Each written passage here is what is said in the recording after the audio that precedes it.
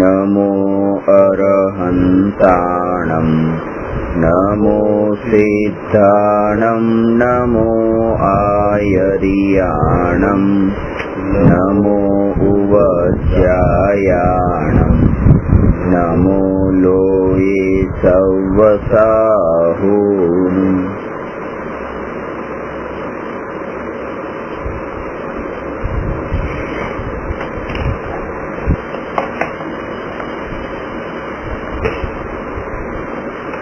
प्रश्न नंबर 207 सराग चारित्र तथा वितराग चारित्रનું સ્વરૂપ સમજાવો।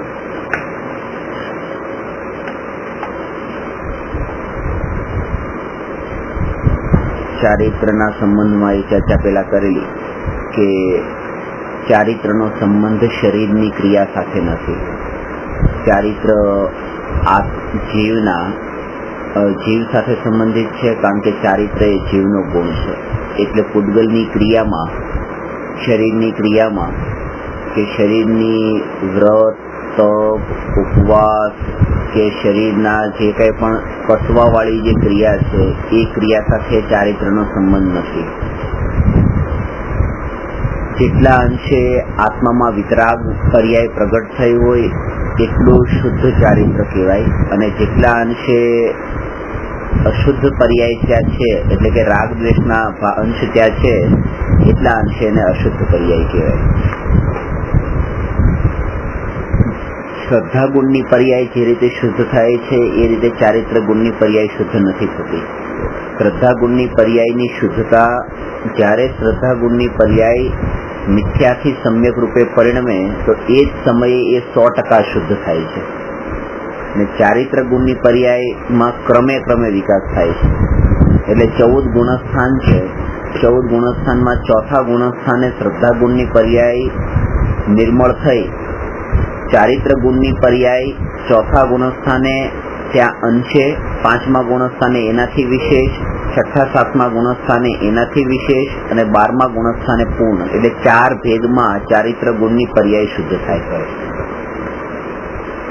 4 કશાય છે: અનંતાનુબંધી ક્રોધમાન માયાલોક, અપ્રત્યાખ્યાનાવરણ ક્રોધમાન માયાલોક, પ્રત્યાખ્યાનાવરણ ક્રોધમાન માયાલોક અને સંજ્વલન ક્રોધમાન માયાલોક। જ્યારે અનંતાનુબંધી ક્રોધમાન માયાલોકનો અભાવ થાય ત્યારે સ્વરૂપાચરણ ચારિત્ર પ્રગટ થાય।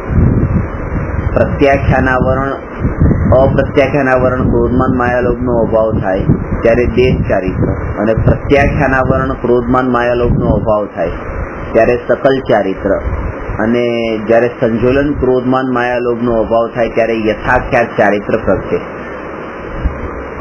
અહીંયા એ કહે છે કે જ્ઞાની મુનિધર્મ છઠ્ઠા સાતમા ગુણસ્થાને ત્યારે એ છે સકલ ચારિત્ર, પણ યથાખ્યાત ચારિત્ર નથી, કારણ કે યથાખ્યાત ચારિત્ર ત્યારે પ્રગટ થાય જ્યારે રાગ દ્વેષનો અંશ પણ ન રહે અને પૂર્ણ વિતરાગતા પ્રગટ થઈ હોય, એટલે 12મા ગુણસ્થાન। હવે અહીંયા એ વાત કરે છે કે સરાગ ચારિત્ર અને વિતરાગ ચારિત્રનો મતલબ શું? આમાં એક ભ્રાંતિ એ થાય છે કે જ્ઞાનીનું જે ચારિત્ર છે એનું નામ વિતરાગ ચારિત્ર, અને અજ્ઞાનીનું જે ચારિત્ર હોય એનું નામ સરાગ ચારિત્ર। મોટા ભાગે અજ્ઞાની આમ માની લે, કારણ કે સરાગ શબ્દ છે ને એટલે રાગ સાથેનું ચારિત્ર, એટલે અજ્ઞાનીનું કીધું હશે, અને રાગ વિનાનું હોય તો એ વિતરાગતા, એ જ્ઞાનીનું। પણ અહીંયા એ છે કે સરાગ ચારિત્ર અને વિતરાગ ચારિત્ર એ બંને પ્રકારના ચારિત્ર જ્ઞાનીને જ હોય છે, અજ્ઞાનીને નહીં। જે સમયે આત્મજ્ઞાન પ્રગટ થયા પછી જે સમયે શુદ્ધોપયોગરૂપ દશા હોય, એ શુદ્ધોપયોગરૂપ દશાના કાળે એ જે આત્માની વિતરાગ પરિણતિ છે, ચારિત્ર ગુણની જે પર્યાય છે, એ ચારિત્ર ગુણની પર્યાયનું નામ છે વિતરાગ ચારિત્ર।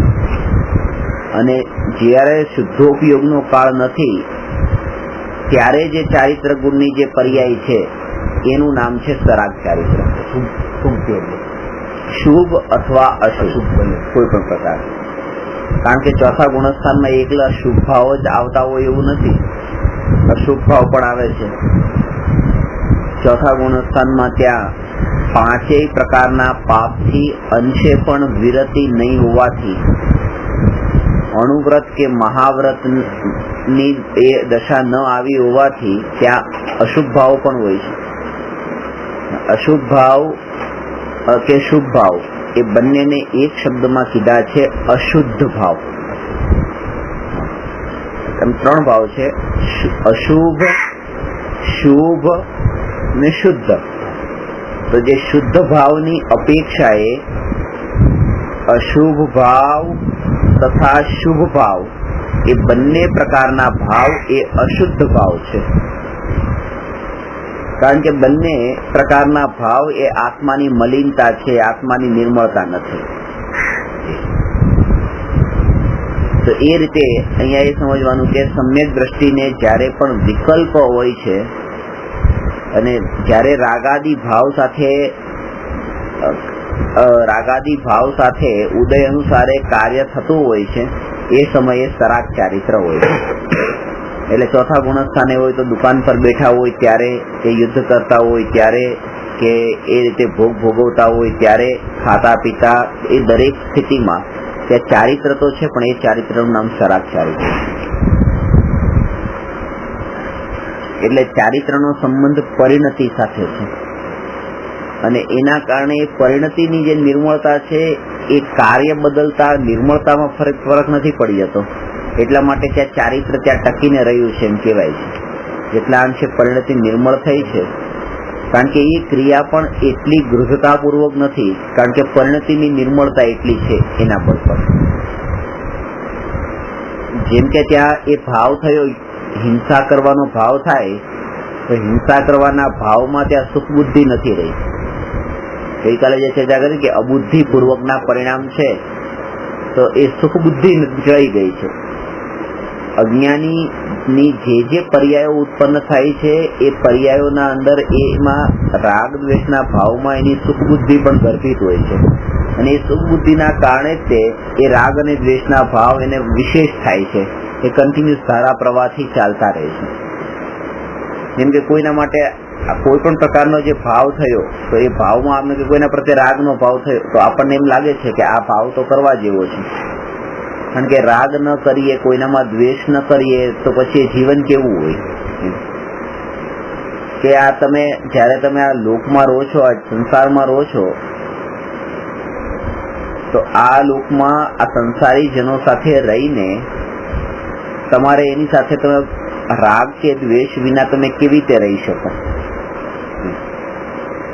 તો એ જ અહીંયા કહે છે કે રાગ અને દ્વેષ વિનાનું જીવન અજ્ઞાનીએ માન્યું નથી, એટલા માટે જ એને રાગ દ્વેષ વિનાના જીવનમાં તેમ વિચાર આવે છે, અથવા તો આજ સુધી જેનો એને અનુભવ થયો છે એવી ઉદાસીનતા અને નિરાશા જ એને રાગ દ્વેષ વિનાની અવસ્થા લાગે છે.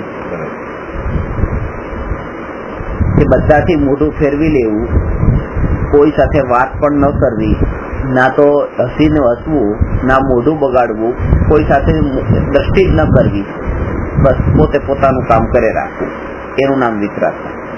પણ એની સાથે એને અંદરમાં ત્યાં દુઃખનો ભાવ છે કે આવી જે સ્થિતિ હશે એ બહુ દુઃખદ સ્થિતિ હશે.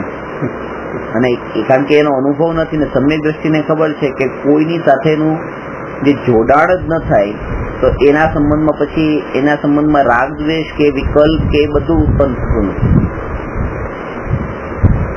લોકમાં પણ જે કહેવત છે કે એમ કે no news is good news, એટલે કે આપણે કઈ સમાચાર ન હોવા એ જ સારા સમાચાર છે.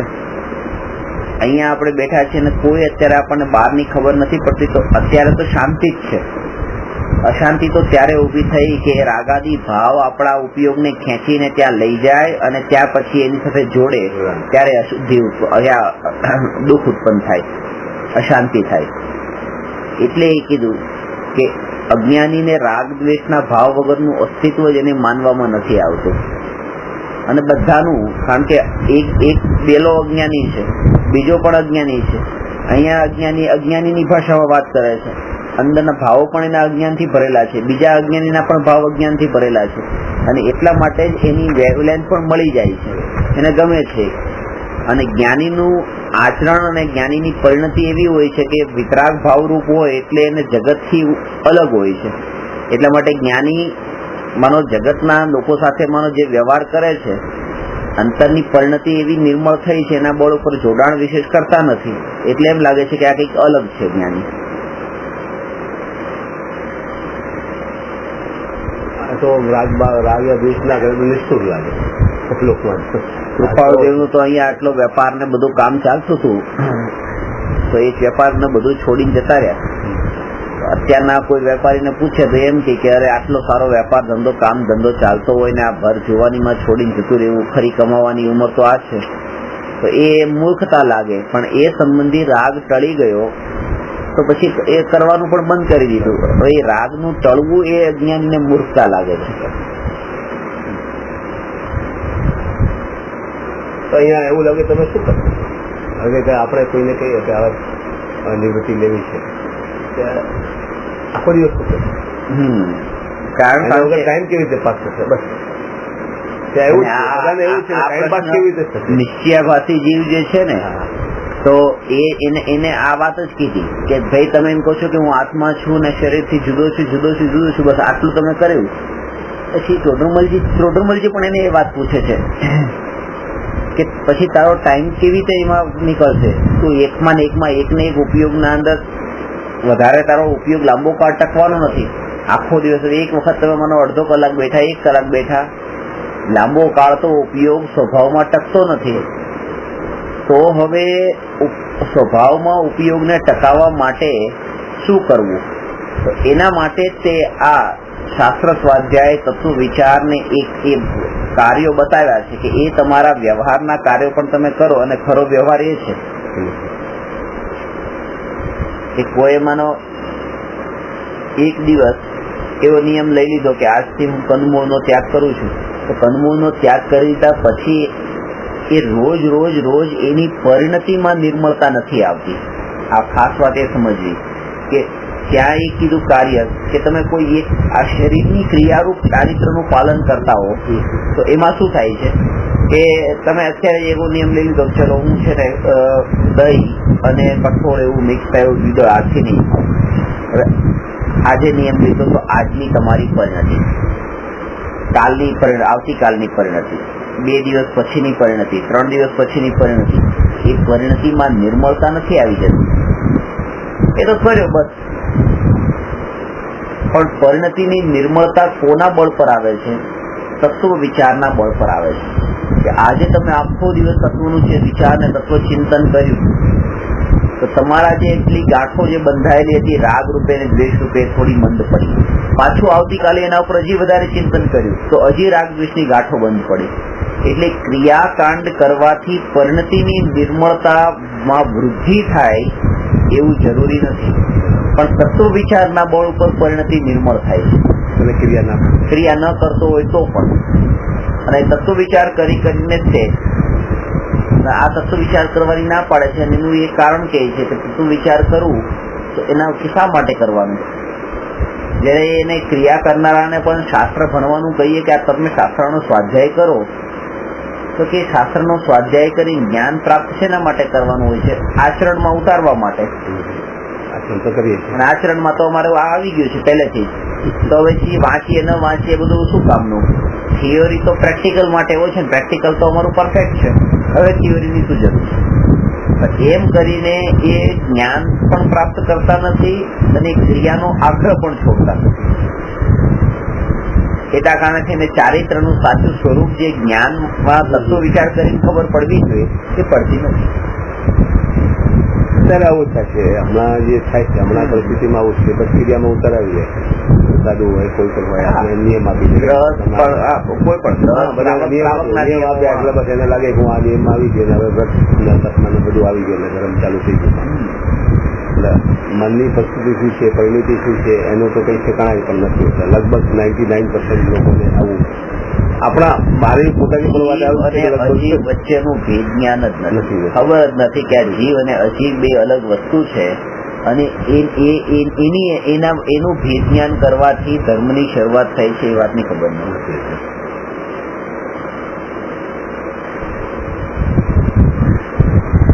ક્રિયા કરે એ મોટો, બાકી ક્રિયા ના કરે પરિણતિ સાફ હોય એનો તો કઈ વેલ્યુ પણ નથી.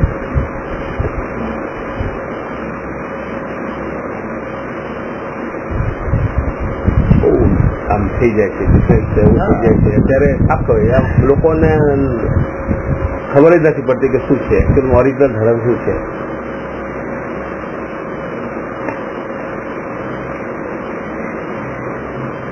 ધર્મનો સંબંધ આત્મા સાથે છે, આત્માના પરિણામ સાથે છે.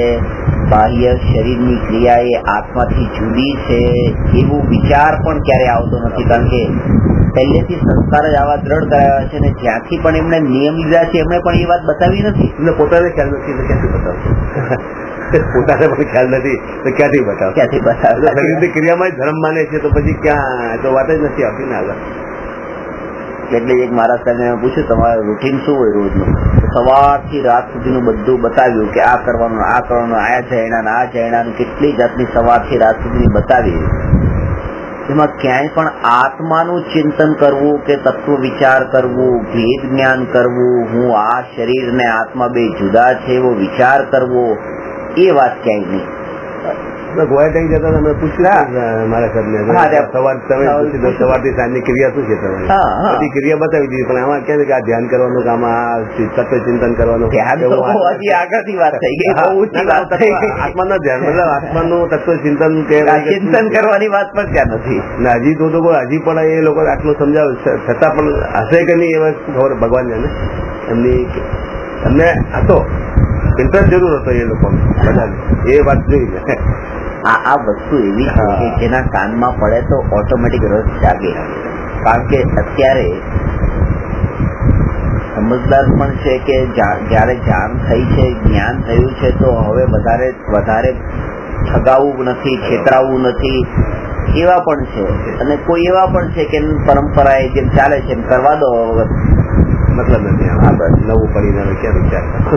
અને આ પણ એટલું જોર નથી કરતું, નહીં તો પાછળથી ચલો ઠીક છે પાછું કઈ ને કઈ ગેરેન્જ કરીએ, ગોઠવીએ, પાછું સાંભળીએ, પાછા બોલાવીએ, પણ આ તો ઠીક છે મળ્યું છે સાંભળી લીધું એ બસ. પણ એ અંતરમાં ઊંડે પડેલું જ છે કે અમે સાચો ધર્મ તો કરી જ રહ્યા છીએ, આ તો સાથે છે અને આ તો પેરેલલ છે, એડિશનલ લાગે છે, મેઇન નથી લાગતું. મેઇન કોર્સ મેઇન કોર્સ સ્કૂલમાં જે સબ્જેક્ટ હોય ને એ આ તો કમ્પલસરી નથી, ઓપ્શનલ છે. એવું છે કે અહીંયા હવે આ ચાતુર્માસ છે, 4 મહિના રોકાયા છીએ, હવે તો ચાતુર્માસ શરૂ થશે ને કે થઈ ગયું, જુલાઈમાં થશે ને. એટલે 4 મહિના છે, એકની એક જગ્યાએ છે, પછી આ ટાઈમ સમય કેવી રીતે જાય તો લાવો કે કોઈને બોલાવીને કઈક સાંભળીએ. પણ એવા જીવો પણ નથી ને સામે એમને સહી ડાયરેક્શન આપી શકે એવા શોધવા પણ મુશ્કેલ છે આ જમાના. જે પણ આવી જાય તો પછી એવા જ આવી જાય છે એની ક્રિયાને વધારે પુષ્ટ કરવા વાળા એવા પણ હોય છે, પંડિતો અમુક વિદ્વાનો હોય છે, પણ એ આવી જ વાત કેવા વાળા કે દ્રવ્યલિંગી ઉપર જ આવી જશે બધું. એ પણ આવશે ને આવીને પેલા એ જ ગુરુ તરીકે વ્યવહાર કરશે પૂરેપૂરો કે આજ સાચા ગુરુ છે અને આપ જો છો એ 6ઠા 7મા ગુણસ્થાન વર્તી છો, અને હજુ બસ આપ આવી સાધના કરતા રહો. એટલે હું તો ઘણી વાર કેતો ને ક્યારે દીક્ષા ક્યારે લેવાની છે મને કહો તમારે. દીક્ષા કારણ કે હજી લીધી નથી, ચોથાવી નથી તો 6ઠા 7મા ક્યાંથી આવી? સરળતા હતી, એટલે સરળતા હતી કે જેના બળને ગુરુમાં પણ સરળતા હતી કે એટલું ભણવા દેતા. હા, નહીં તો અત્યારે એ પણ મળવું બહુ દુર્લભ છે કે નહીં તો આગ્રહો એટલા હોય કે અહીંયા તો આ સંપ્રદાયના જ જોઈએ, બીજા સંપ્રદાયના નહીં, આ ને ઘણા બધા ભેદો છે.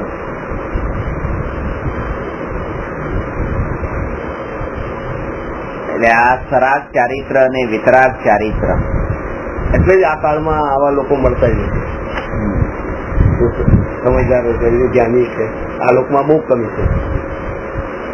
તો પછી આ સીધા લઈ જાય મહાવિદ્યામાં અહીંયાથી છૂટી આટલા જીવોને તમે કીધું કે આટલા જીવો જઈ શકે, જેથી વધારે એમને સમજી પણ ના શકે. 123 સમ્યક દર્શનની પૂર્વ ભૂમિકા પણ આવી ન શકે. એ આવે તો થાય ને, તો એ પરિણિતિ પણ ના આવે, એટલા જીવોમાં જ આવે, એનાથી વધારે આવી જ પણ ના શકે. એટલે એ પ્રકારની એ પ્રકારની પણ આશા ટળી જાય એટલે શાંતિ, અહીંયા આપણા આત્મામાં શાંતિ રહે.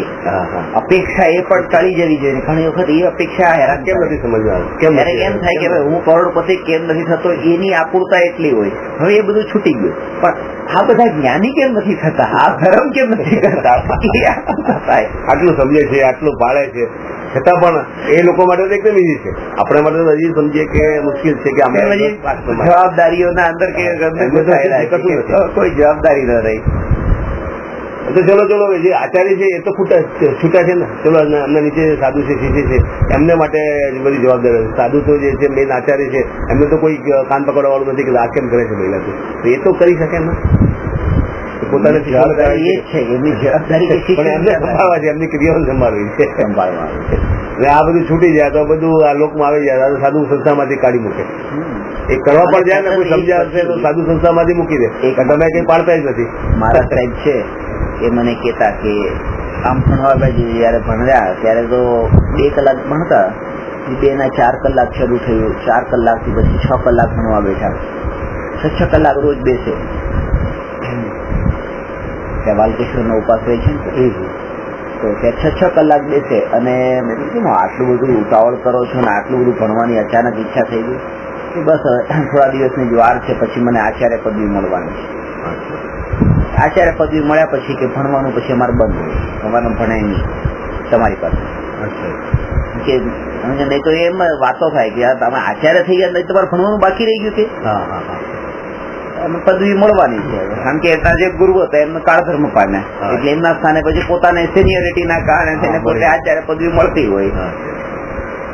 કે જેટલુલું ભણવાનું છે બસ અત્યારે પદવી મળ્યા પેલા ભણવાનું છે. મેં કહું આ પદવી તો બહુ મોટી નીચે નાખવા વાળી પદવી, કારણ કે જે અત્યારે તમને સ્વાધ્યાયનો લાભ મળે છે તો બંધ કરાવવા વાળી છે. આ તો કેવું અમે ના ભણી શકીએ. પછી કે એટલું કરી શકો કે આમ કે તમે અમારા શિષ્યોને તમે ભણાવો એ ચાલશે, અને એ પછી જે શીખે ને હું એમની સાથે ચર્ચા કરું ને એની સાથે વાત કરતા કરતા જે મને શીખવા મળી જાય ને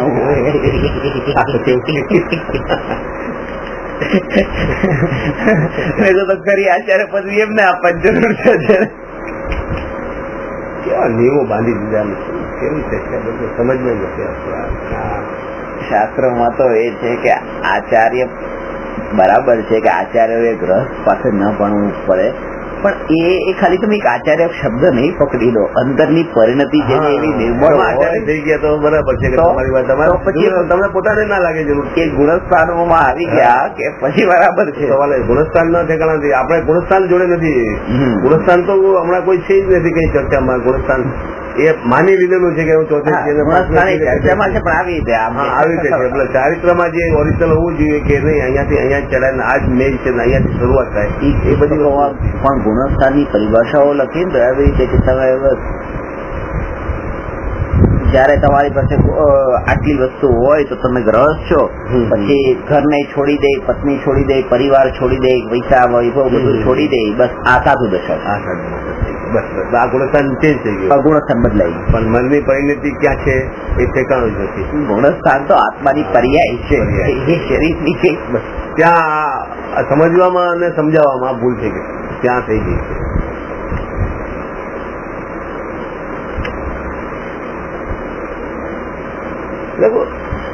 જેટલા છે બધા આમાંથી કોઈ અત્યંત આનંદ મેળવ્યો નથી તો એ કેવી રીતે વ્યાખ્યા કરી શકે, કેવી રીતે આ સમજાવે જે વસ્તુ વાંચી અને શાસ્ત્રમાં ક્યાંથી એ પોતે તો અત્યંત આનંદનો ઘૂંટડા પીધા નથી તો કેવી રીતે આ દશા છે અહીંયાથી શરૂઆત થાય છે.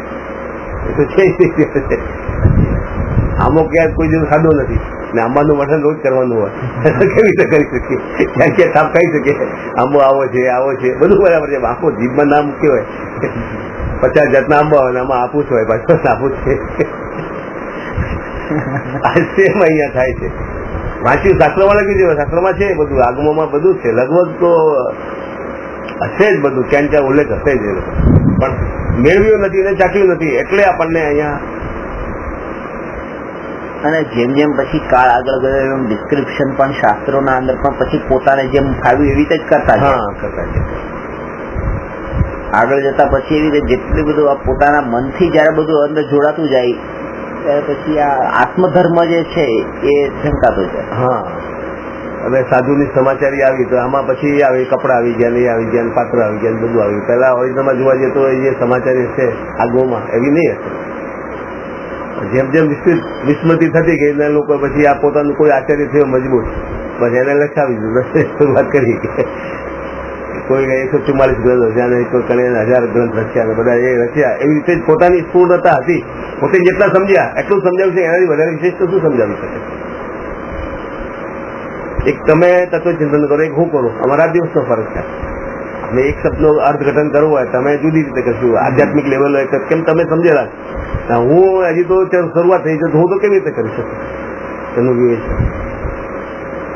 એટલે એ રીતે છઠ્ઠા ગુણસ્થાન અને સાતમા ગુણસ્થાનની પરિભાષા બતાવી એમાં કે આ વસ્તુ છોડી દીધી પછી સાતમું ગુણસ્થાન, અને એવી રીતે જયારે બહાર નીકળે ત્યારે છઠ્ઠું ગુણસ્થાન ને પાછા ઉપાશ્રયમાં આવી જાય તો સાતમું ગુણસ્થાન. આવું મારા સાહેબ મને કે આવી રીતે બસ આનું અમે તો આવી પરિભાષા ભણ્યા છે. એટલે જેમ કારણ કે મેં લખ્યું છે અંદર માંથી બહાર આવવું તો કે ઉપાશ્રય માંથી બહાર આવવું એ છઠ્ઠું ગુણસ્થાન, અને પાછું અંદર જતું રહ્યું સાતમું ગુણસ્થાન. અરે કીધું એ તો શુદ્ધ ઉપયોગ વાળા આત્માની અંદર જવું, અંદર જવું અને બહાર આવવું, અંદર બહાર થાય અંદર બહાર થાય તો કે આનું નામ છઠ્ઠું ગુણસ્થાન સાતમું ગુણસ્થાન હોય. આવી રીતે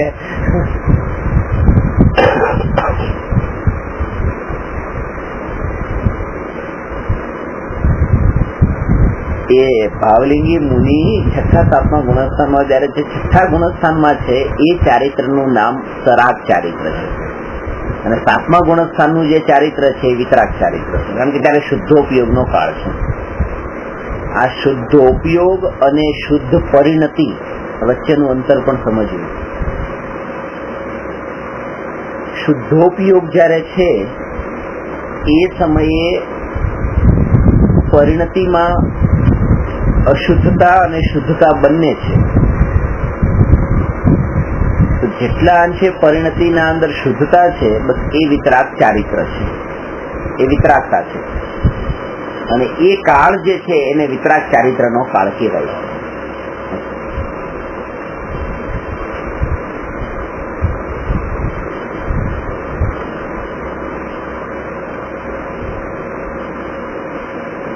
બીજા જીવ માટે લખવાનો ભાવ આવ્યો અને લખીને શાસ્ત્રો લખીને કુમકુંદાચાર્ય વગેરે આચાર્યોએ જ્ઞાનીઓએ લખીને મૂકી દીધા.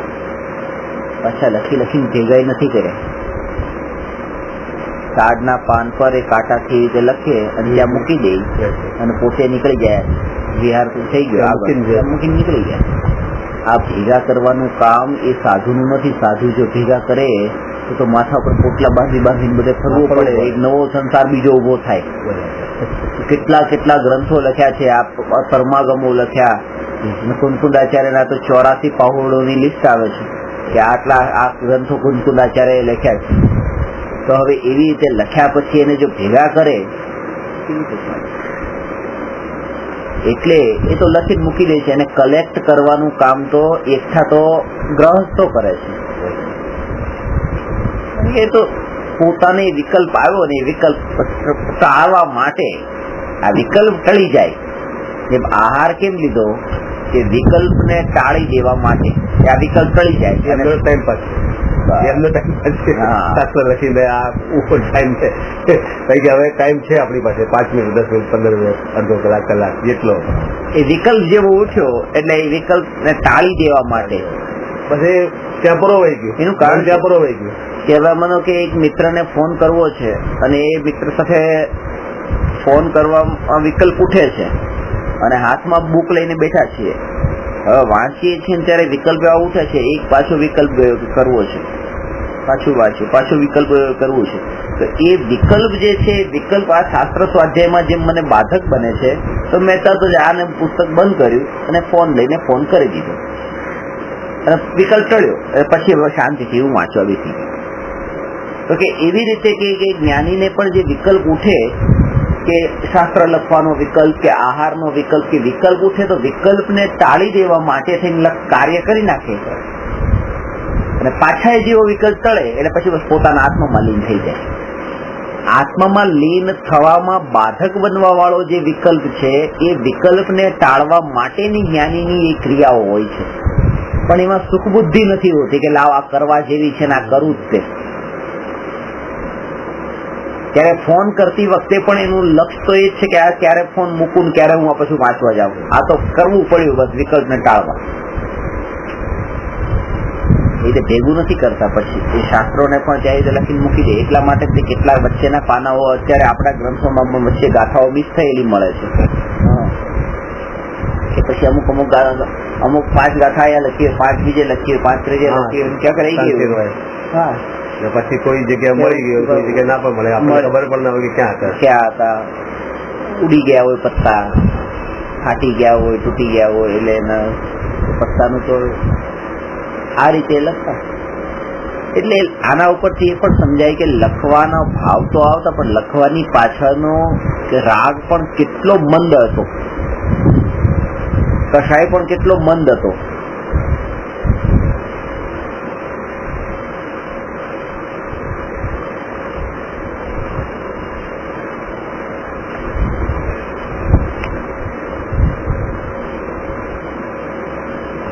આવી જતા વિચાર આવે છે એ જગ્યાએ કેટલા નિષ્ક્રિય હશે. ભગવાનને દર્શન કરવા ને એમને દર્શન કરવા છે. હા હા, એ દશામાં હોય ને ભગવાનની શરૂઆત ત્યાંથી થાય.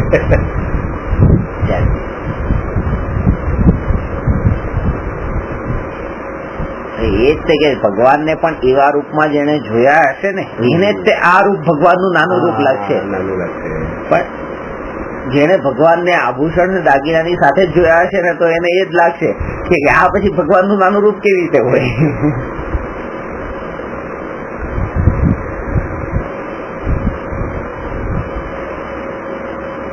આ બધું પોતાની રાગની પૂર્તિ કરવામાં બધું આ ચેન્જ થયું. પોતાની રાગની પૂર્તિ જ છે જે બધું ચેન્જ થયું. મને એમ અજ્ઞાનતા. હા, અજ્ઞાનતા.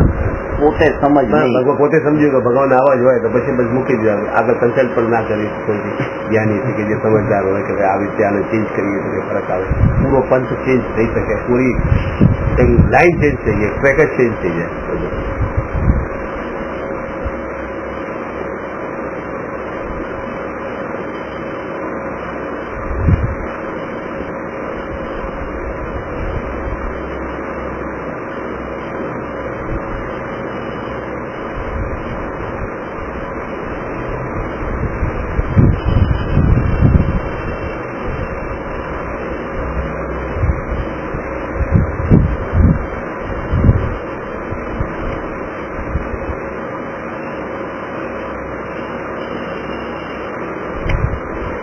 ભવિષ્ય તો ચોક્કસ છે. આ તો જ આવું થાય, બાકી થાય જ નહીં. સમજણ પણ ના આવે. કેમ ના આવે કે એને થવાનું છે, જીવનું હોનાર જ એવી છે, એનું સમજણ પણ ના આવે, કોઈ પણ હિસાબે ના આવે. કેટલું સમજાવો, એકદમ ઈઝી વાત હોય. મને ઘણી વાર લાગે છે કે આટલું આપણને મતલબ કઈ જ્ઞાન નથી, છતાં આપણે એક ફર્સ્ટ વાત સાંભળતા જ આપણને લાગે છે કે નહીં આ વસ્તુ સાચી જ હોવી જોઈએ. તો જેટલા આટલા આગમનો અમે કર્યો છે, રિવિઝન કર્યું છે, વાંચ્યા છે, સ્ટડી કરીએ છીએ, કેટલા શાસ્ત્રો હશે એમની પાસે, કેટલી બધી હશે, બધી જ્ઞાનનો પોતો ઉઘાડ હશે, છતાં અમને કેમ સમજ હશે?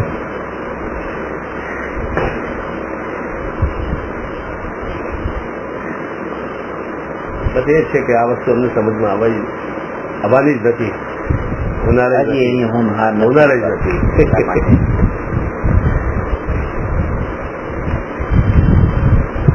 બધા સિદ્ધાંતો સિદ્ધ થાય છે. જોવા જઈએ ને, ઘટિત કરવા જઈએ ને, બધા સિદ્ધાંતો સિદ્ધ થાય છે.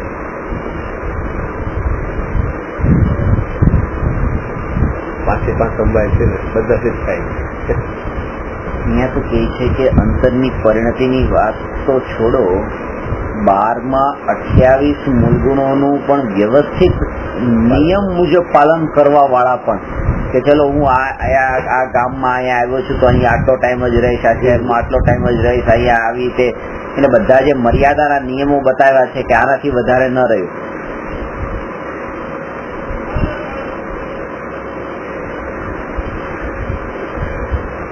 એકવાર દ્રવ્યલિંગીમાં આવી જાય તો એ લગભગ સમજીને ક્યારેક જ્ઞાનનો ઉપયોગ કરી નહીં આવી શકે. આવી શકે, બહુ ઈઝી આવી શકે.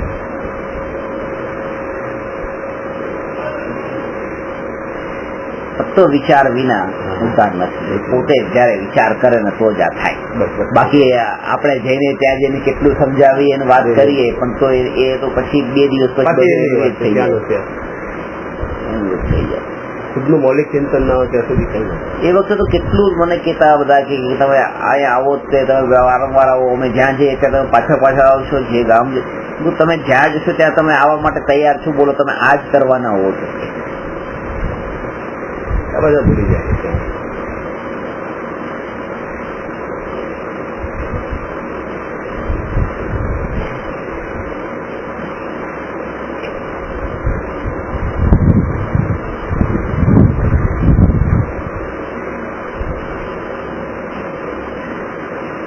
હોઈ શકે અમને પૂર્ણતયા સમજી ના શક્યા આ વસ્તુને. હજી પણ લાગે છે કે હજી અમને કઈ મહિના 2 મહિનામાં કેટલું સમજાવટ પણ ના હોય. જ્યાંથી ડીપલી પણ એમનો ઇન્ટરેસ્ટ પણ ઓછો હોય. ઇન્ટરેસ્ટ હોય તો ક્યાંથી શોધી લે કે એમનો પ્રાઇસ લાવો કે એ લાવો કે એ લાવો કે અંદરનો એટલો હોય કે જેમાં રહેતા હોય ને એમાં એમને મજા આવી ગઈ. બસો આ તો ઠીક है हमनो सुबह की भाव को એ વખતે મન કસાય થઈ ગયું ને એમને સાંભળવા પણ યોગ આવી ગયો. પણ હવે પાછળથી જે છે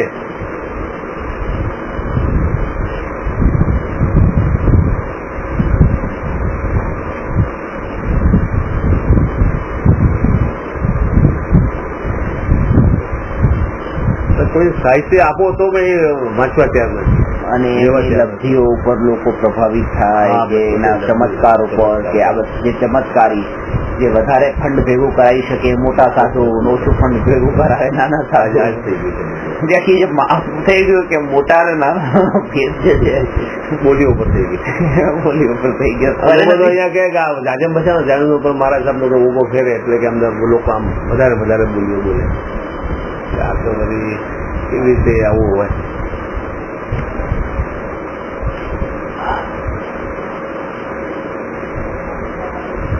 સાધુનું કાર્ય તો સંસારમાં ચાલતી આવી મિથ્યા માન્યતાઓને ટાળવાની છે. આપણે થાપ ખાતા એમને સમજાય, આપણને સમજાય ભાઈ કે નહીં આ શું છે, તમે આવી રીતે ના કર્યા કરવાથી આ બધી વસ્તુઓ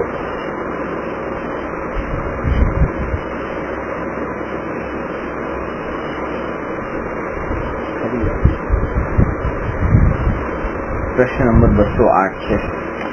લબ્ધિ કોને કહે છે? તેના પ્રકાર તથા સામાન્ય સ્વરૂપ બતાવો.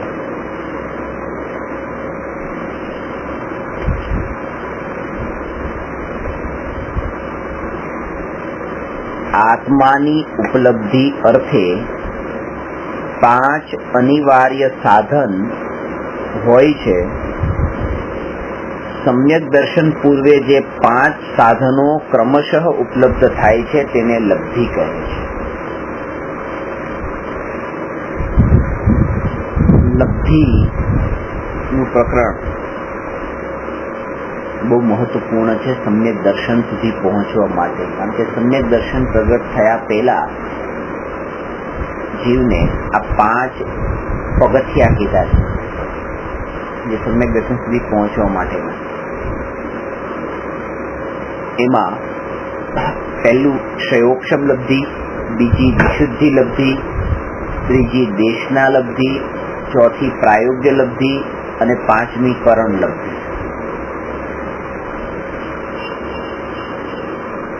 તો સૌથી પહેલા ક્ષયોક્ષમ સમ્યક દર્શનની પ્રાપ્તિનો અધિકાર કોને છે?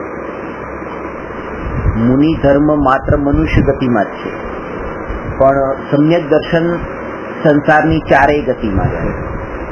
અને ખાસ વિશેષતા એ છે કે સંસારની 4 ગતિમાં અનાદિ મિથ્યા દ્રષ્ટિને સમ્યક દર્શન નવીન પ્રગટ થઈ શકે છે. આ એક વિશેષતા. કારણ કે અન્ય મતમાં આ બધે માનતા નથી. ત્યાં એમ માને છે કે ભાઈ પેલા મનુષ્ય પહેલું વખત જયારે સમ્યક દર્શન થાય ત્યારે મનુષ્ય ભવમાં થાય અને પછી એ છૂટી ગયું હોય તો પછી 4 ગતિમાં ક્યાંય ને ક્યાંય થાય. પણ પહેલી વાર તો કે મનુષ્ય ગતિમાં જ થવું જોઈએ. પણ અહીંયા કે છે એવું જરૂરી નથી. જીવને સમ્યક દર્શનની પ્રાપ્તિ કોઈ પણ નવીન સમ્યક દર્શનની પ્રાપ્તિ કોઈ પણ ગતિમાં થઈ શકે છે. જે 23માં તીર્થંકર પાર્શ્વનાથ ભગવાન, 24માં તીર્થંકર મહાવીર ભગવાન વર્તમાનમાં એ પરમાત્મા દશામાં છે, પણ જ્યારે મોક્ષ માર્ગનો પ્રારંભ થયો ત્યારે એ પોતે કઈ દશામાં હતા? કે પાર્શ્વનાથ ભગવાન હાથીની પર્યાયમાં હતા અને મહાવીર ભગવાન સિંહની પર્યાયમાં હતા. હાથી અને સિંહ જેવા પ્રાણીઓ એટલે પશુથી પરમાત્મા સુધી પહોંચવાનો આ જે માર્ગ છે, સમ્યક દર્શનની પ્રાપ્તિ એ પશુની પર્યાયમાં થઈ. હાથીને શાકાહારી પ્રાણીઓમાં બળવાન પ્રાણી કહેવાય અને સિંહને માંસાહારીઓમાં બળવાન કહેવાય. તો આવા શાકાહારી અને માંસાહારી એવા બંને પ્રાણીઓએ પોતાની શક્તિનો પ્રયોગ બીજા જીવોને મારવા માટે ન કરીને આત્મામાં જે મિથ્યાત્વનો ભાવ હતો એને મારવા માટે કર્યો. એટલે એ જ રીતે કે ત્યાં પરિણામોના ઉપર જોર આપ્યું તો ત્યાં પશુની પર્યાયમાં પણ પામ્યા પોતાના પરિણામો માટે. અને અહીંયા વ્રતાદી પાળીને પણ જીવોની તરફ દ્રષ્ટિ જાય છે કે આ કીડી ન મરે, આ મકોડો ન મરે, આ પણ મારી પરિણતિ અત્યારે કેવી છે એટલે પોતાના પરિણામ ઉપર દ્રષ્ટિ નથી જતી. એ તો ભાવ આવ્યો કે મેં આને વ્રત આપ્યા, આને નિયમ આપી દીધો, આને પ્રતિજ્ઞા આપી દીધી, આને આટલી બાધા આપી દીધી, આને હાથમાં રક્ષા પોટલી બાંધી દીધી.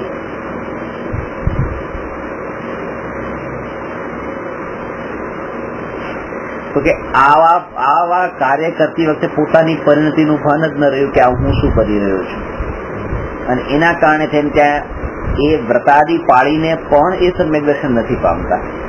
અને આ પશુની પર્યાયમાં પોતાની પરિણતિના બળ પર, પરિણતિની નિર્મળતાના બળ પર ત્યાં સમ્યક દર્શન પામે. કોઈ ક્રિયા નથી તો પણ આટલું પ્રત્યક્ષ અને સ્પષ્ટ હોવા છતાં પણ એકલી બાહ્ય ક્રિયાઓ પર જેની દ્રષ્ટિ જાય છે એ જે ધર્મના શરૂઆતનું જે મૂળ છે સમ્યક દર્શન, એના સ્વરૂપને નથી સમજ્યા. ભગવાનને તો બહુ દૂર એ ભગવાનને તો ઓળખતા જ નથી, પણ એ તો પહેલું કદમ જે છે સમ્યક દર્શન, સમ્યક દર્શનને પણ ઓળખતા નથી.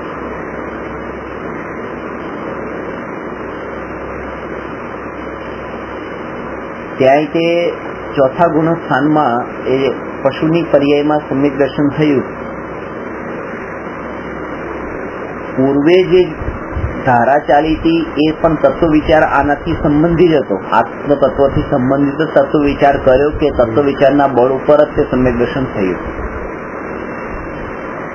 એટલે એ છે કે ક્રિયાઓ કરતા રહેવાથી એ સમ્યક દર્શન પ્રગટ નથી થઈ જતું, પણ સમ્યક દર્શન જયારે પ્રગટ થાય છે ત્યારે અણુવ્રત ને મહાવ્રત વગેરે ભાવો સહજ આવે છે અને ક્રિયાઓ પણ સહજ થાય છે. હવે સમય તો પછી એમને કેટલા ઉપવાસ કરે, કેટલા એના આધાર પર કેટલી તપસ્યા કરી છે મુનિના ભાવમાં છતાં ત્યાં નહીં પ્રકટ થયું. આ સિંહની દશામાં કોઈ એક વ્રત પાળવાની જગ્યા નથી, પાળી શકતા નથી, છતાં પણ ત્યાં એમને મેળવી લીધું. તો એને ડિફરન્સ જોવા જઈએ તો પરિણતિ જ મેન આવી ગઈ. ક્રિયા તો લાખો વર્ષો સુધી એમને સંયમ પાડ્યા છે, ક્રિયાઓ પાડી છે, વ્રત નિયમ પાડ્યા છે, નિધર્મ પાડ્યું છે.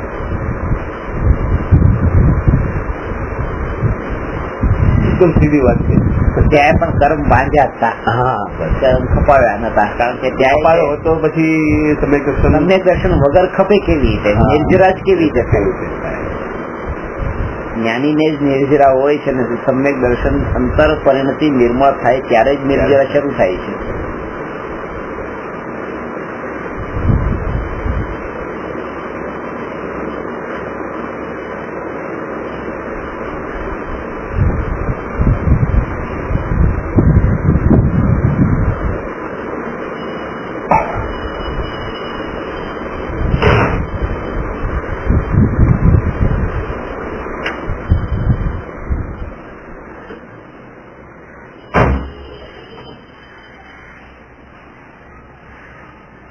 એટલે સિંહની ને પર્યાપર્યમાં ત્યાં એ છે કે સંઘની પંચેન્દ્રિયપણું એ અનિવાર્ય છે.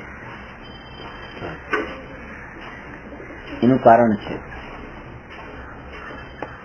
કે જેમ કીધું ને કે સૌથી પહેલા સમ્યક દર્શનની પ્રાપ્તિ તો થાય ત્યારે થાય, પણ એના પહેલા જીવને તત્વ વિચાર ચાલે છે.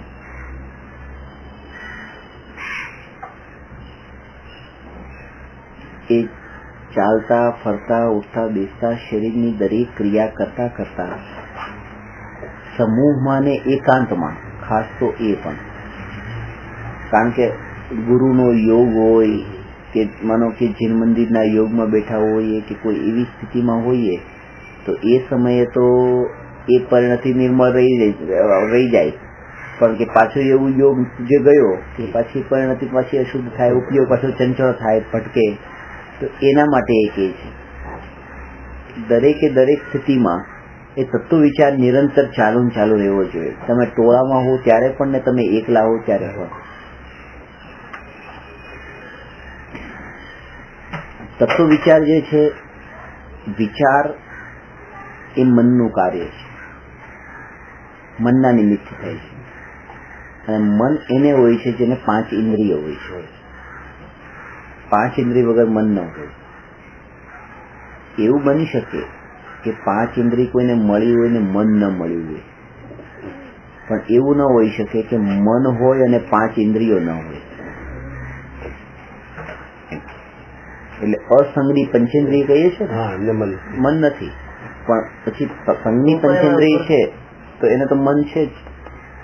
તો 5 ઇન્દ્રિયની સાથે મન પણ છે, એટલે મનથી વિચાર થાય છે.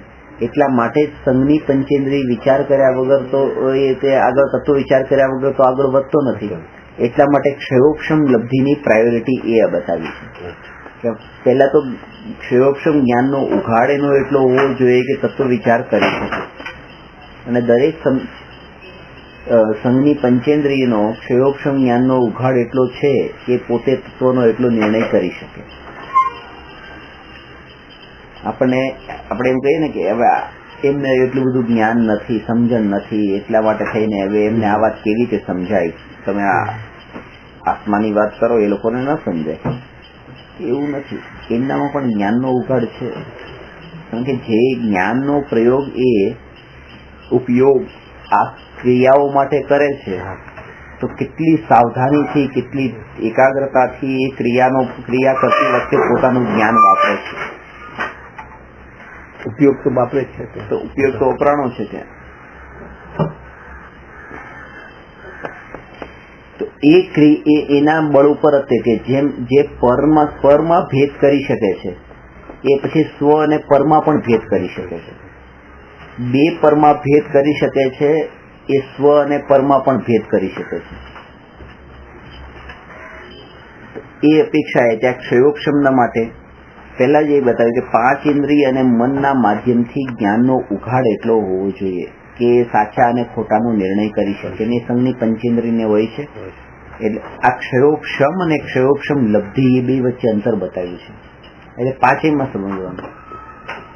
ક્ષયોક્ષમ અને ક્ષયોક્ષમ લબ્ધિ એક નથી. એવી રીતે વિશુદ્ધિ અને વિશુદ્ધિ લબ્ધિ એક નથી. એ રીતે પ્રાયોગ્ય અને પ્રાયોગ્ય લબ્ધિ એક નથી.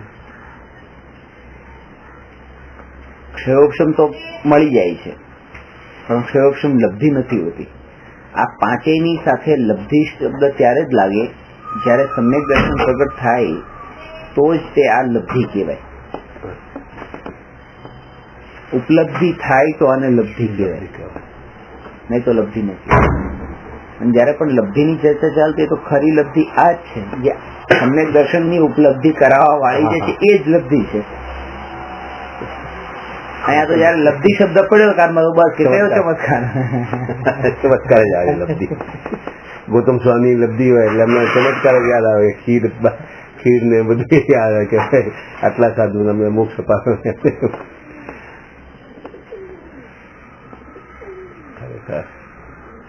શબ્દમાં કેટલો છે.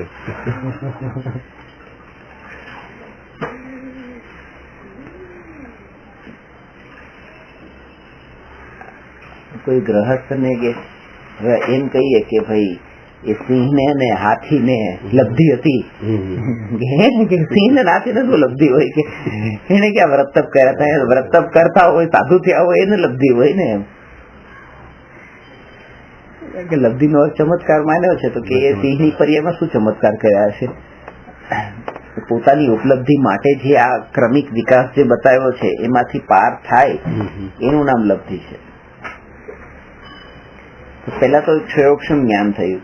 ક્ષયોક્ષમ જ્ઞાન થયા પછી જ્ઞાનની સાથે સાથે કષાયની મંદતા જોઈએ. આ સેકન્ડ સ્ટેપ, એનું નામ છે વિશુદ્ધિ લબ્ધિ. વિશુદ્ધિ અને શુદ્ધિ એ બે વચ્ચે અંતર છે. વિશુદ્ધિનો અર્થ છે કષાયની મંદતા અને શુદ્ધિનો અર્થ છે કષાયનો અભાવ. આ શુદ્ધિ એ બેટર વર્ડ છે. વિશુદ્ધિ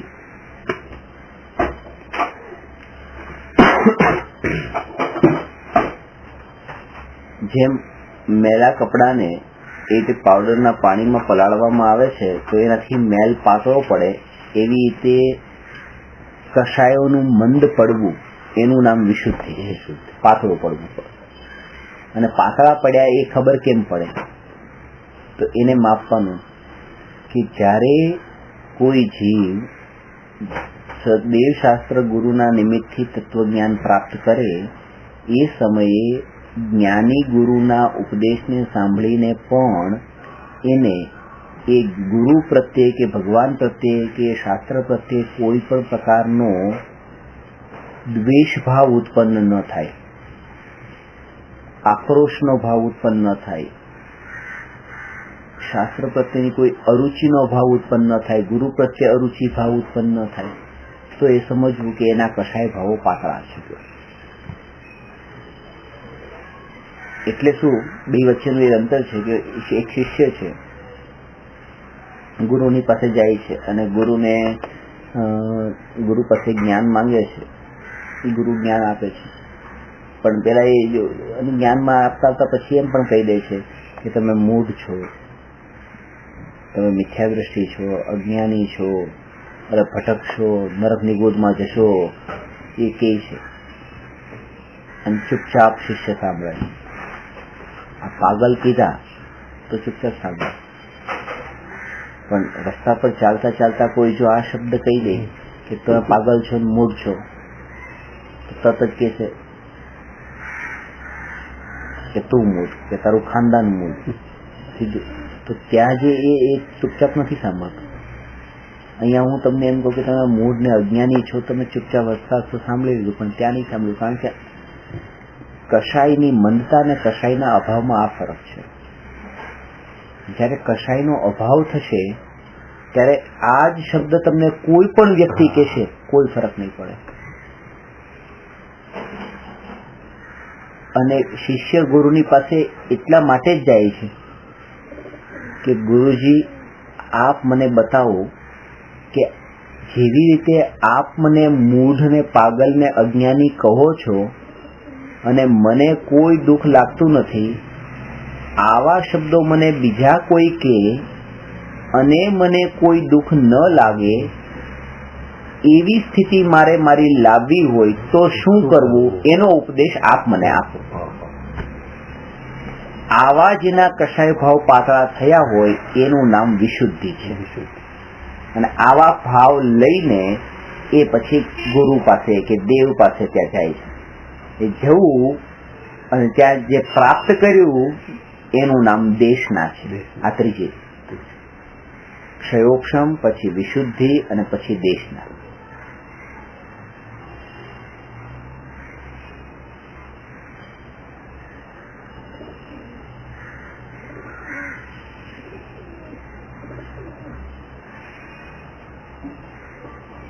દેશનામાં શાસ્ત્ર સ્વાધ્યાયની વાત છે.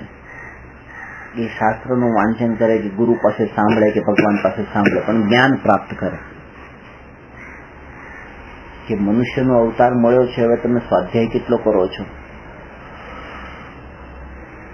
એક ભાઈને ગુરુદેવે પૂછ્યું હતું એ કેટલો સ્વાધ્યાય ચાલે છે કે રોજના 2 કલાક તો કરીએ છીએ. 2 કલાક તો કે 2 કલાકના સ્વાધ્યાય તો કે ઢોરનો અવતાર મળશે કે કે આ 2 કલાકથી કઈ નથી વળવાનું છે. આ તો તમે ઠીક છે કે નરક ની ગોદ થી બચે ને ઢોરમાં જશો, પણ કે તમારે હજી જે કઈક આગળ સાધના કરવાની ભાવના હોય તો કઈક તમારે તો હજી વધારે ટાઈમ આપવો પડશે. એમ કે દેશના તો કે જ્ઞાન પ્રાપ્ત કરવા માટે તો તમારી એટલી ઉત્કંઠા ને એટલી જિજ્ઞાસા હોય.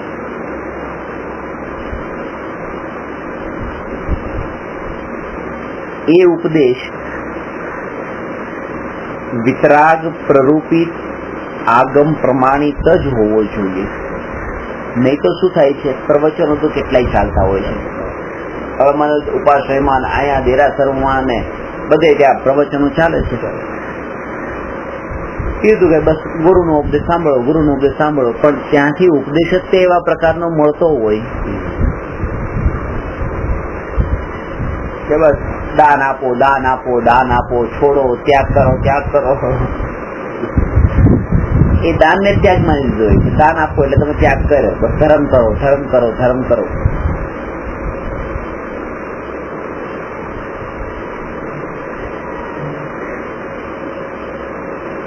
જાય પછી જોવાય કે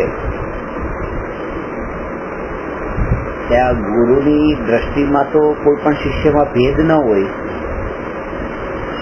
પણ અહીંયા તો એ ભેદ જોવાનો કહેવાનો કરોડપતિ હોય તો આગળની લાઈનમાં બેસાડે, કે લખપતિ ને પાછળ બેસાડે, આવો આવો આવો આગળ આવો, ચાલુ આવો, હા દેવાના આવો, બેસવાનું. હા ચાલુ વ્યાખ્યાન કે તો ખબર નથી.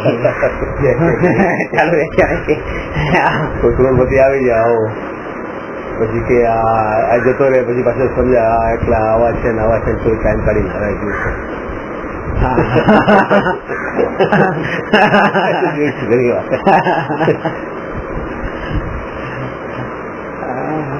બતાવે હું એટલો કે મારા પ્રવચનમાં આવાય આવે લોકો આવે એ આવતો મૂળું બતાવે.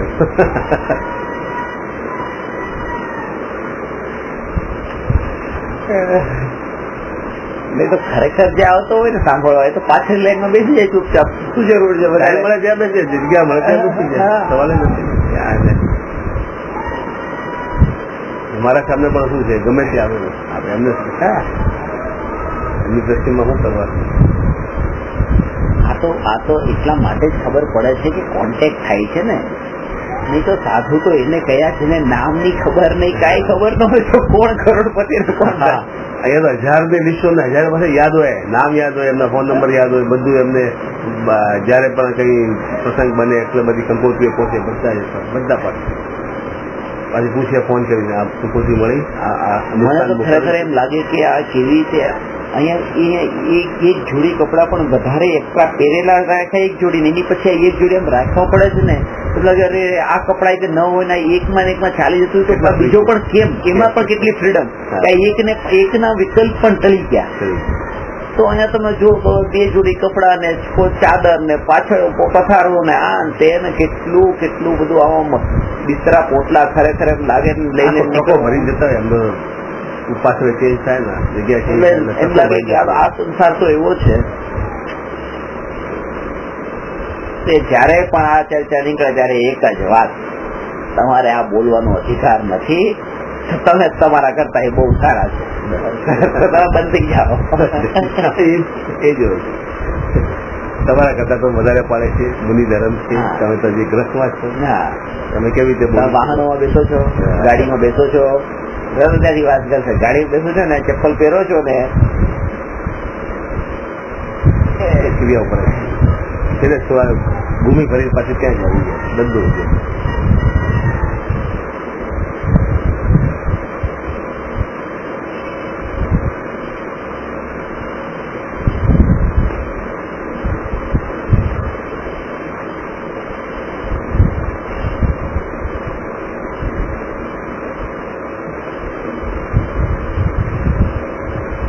એટલે જ આ કાળમાં આવે છે તો આવે જ આવે આ ક્ષેત્રમાં આવવું આ કાળમાં તે જ આવે ને. આપણી ભવિ જન્મ એનો થાય પાસે એટલી પુણ્ય કર્યું હોય એટલે કાનજી સ્વામી એ કીધા કે કોઈ એવા કર્મના ઉદય કે જેથી અહીંયા જન્મ્યા છીએ, અમને તો એ લાગે છે કે અરે ક્યાં હતા ને ક્યાં આવી ગયા.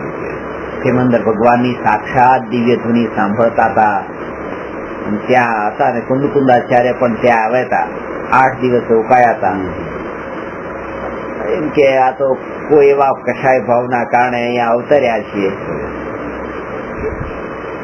એ જીવન એવું થાય કે ક્યારે ટાઈમ પાસ થઈ જાય, આ પરિસ્થિતિ ક્યારે પૂરી થઈ જાય, ક્યાં પાછું ત્યાં જવું કે ભગવાનના સાનિધ્યમાં જવું કે. જ્ઞાનીની ખરેખર તો દશા એવી નિરાળી હોય, જબરદસ્ત.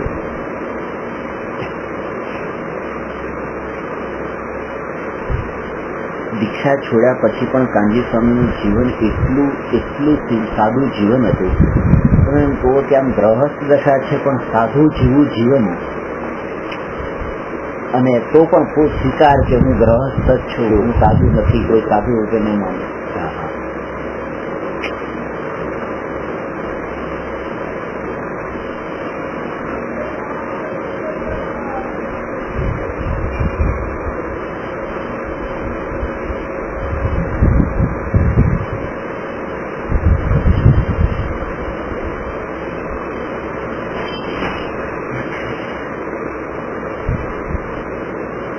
દેશના લબ્ધિમાં સમ્યક દ્રષ્ટિનો ઉપદેશ છે, એનું નામ જ દેશના છે. ખાસ વાત એ મિથ્યા દ્રષ્ટિના ઉપદેશના નિમિત્તથી સમ્યક દર્શનની પ્રાપ્તિ ન થાય. સમ્યક દ્રષ્ટિના ઉપદેશના નિમિત્તથી જ સમ્યક દર્શનની પ્રાપ્તિ થાય. છતાં પણ મિથ્યા દ્રષ્ટિનો ઉપદેશ આગમ પ્રમાણિત હોય તો એ પૂર્વે સાંભળેલી જે સમ્યક દ્રષ્ટિની દેશના છે એનું સ્મરણ કરાવવામાં નિમિત્ત બને છે. આ વાત સમજે ને? એનો અર્થ એ છે કે માનો કોઈ મિથ્યા દ્રષ્ટિ પાસે તમે સાંભળ્યું અને સાંભળીને પછી એ સાંભળીને તમારું એના ઉપર ચિંતન ચાલ્યું, તમને એ યાદ આવ્યું કે તમે પણ ભૂતકાળમાં મહાવીર ભગવાનની વાણી સાંભળી હતી ને એમાં આ વાત જ સાંભળી હતી, તો એ તમને યાદ આવી વાત અને તમને સમ્યક દર્શન થઈ ગયું. સમ્યક દર્શન માટે તમારું નિમિત્ત બન્યું કોણ? કે મહાવીર ભગવાનની વાણી. અને મહાવીર ભગવાનની વાણી યાદ કરાવવામાં નિમિત્ત કોણ બની? કે આ મિથ્યા દ્રષ્ટિની વાણી. એટલે મિથ્યા દ્રષ્ટિના વચનો પણ આગમના આધારે હોય, પ્રમાણિત હોય, વિતરાગ સ્વરૂપથી પ્રમાણિત હોય તો એ પૂર્વે જે જ્ઞાન પ્રાપ્ત કર્યું હતું એનું સ્મરણ કરાવીને સમ્યક દર્શન પ્રાપ્ત કરવામાં નિમિત્ત બને છે. પણ એટલું એ જોઈએ કે એ આત્માના આશ્રય ને આત્માના લક્ષ્ય જ ઉપદેશ હોય, બીજી કોઈ વાત ન હોય.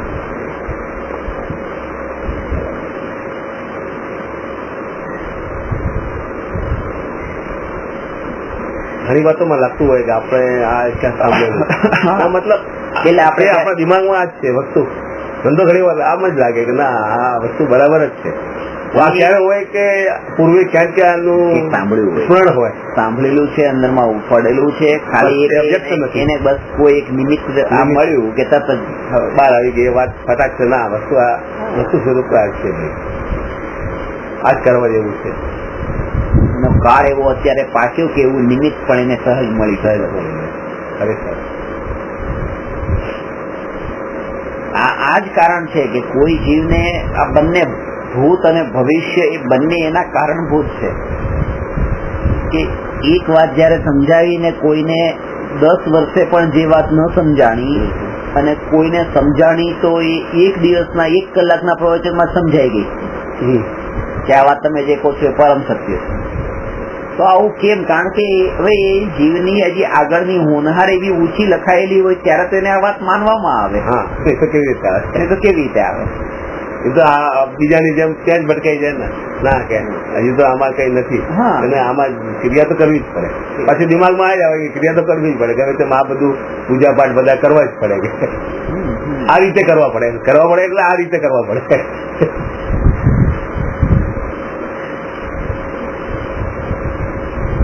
કે મારે તો કરવાનો રસ નથી પણ મારી વાઈફ છે તો પછી વાઈફ તો આ કરે તો મારે તો કરવું જ જોઈએ. એના કારણે આનું ડિસ્કશન કરવા પછી વાઈફ સાથે બેસે, જે વાઈફ ને પૂરેપૂરો ક્રિયામાં રસ હોય.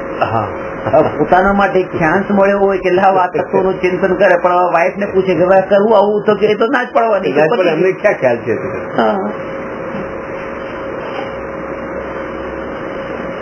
મારે આવું છે, હું એમને સમજાવું બેસું ને ત્યારે સામાયિકમાં બેસે તો આ સાંભળતો સાંભળીને પછી એમને વિવેચન સંભળાવું ભાઈ કે આ રીતે અમને એવી રીતે સમજાવે છે, આ વાત આમ છે એ સમજે. થોડી વાર લાગે પણ પછી પાછું ના, પછી એમનું વ્રત ઉપવાસમાં આમ જ જીવ જાય, પાછું નથી વ્યાખ્યાનમાં એવું પ્રતિકોણ કરવું ત્યાં જ જીવ જાય, ના સમજણમાં આવે, નથી આવતી. આ પાછળના 6-8 મહિનાથી તો થાય જ છે આવું. ક્યારેક એમને ક્રોધ પણ આવી જાય કે આખો દિવસ આ શું છે, આખો દિવસ આની અવાજ શું છે,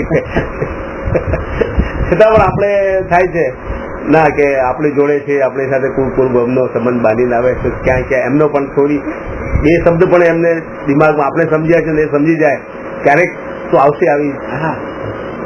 આપણો પુરુષાર્થ શું શાના માટે એમને મૂકી? આપણી ભાવના છે કે આપણી સાથે છે, બધા જીવ સાથે જ ચાલે, જે રીતે અહીંયા સુધી આવે છે સાથે, તો આગળ પણ આવે જ મનોવૃત્તિ સાથે જઈએ તો ક્યાંય ક્યાં ઉદાસ થઈ જાય.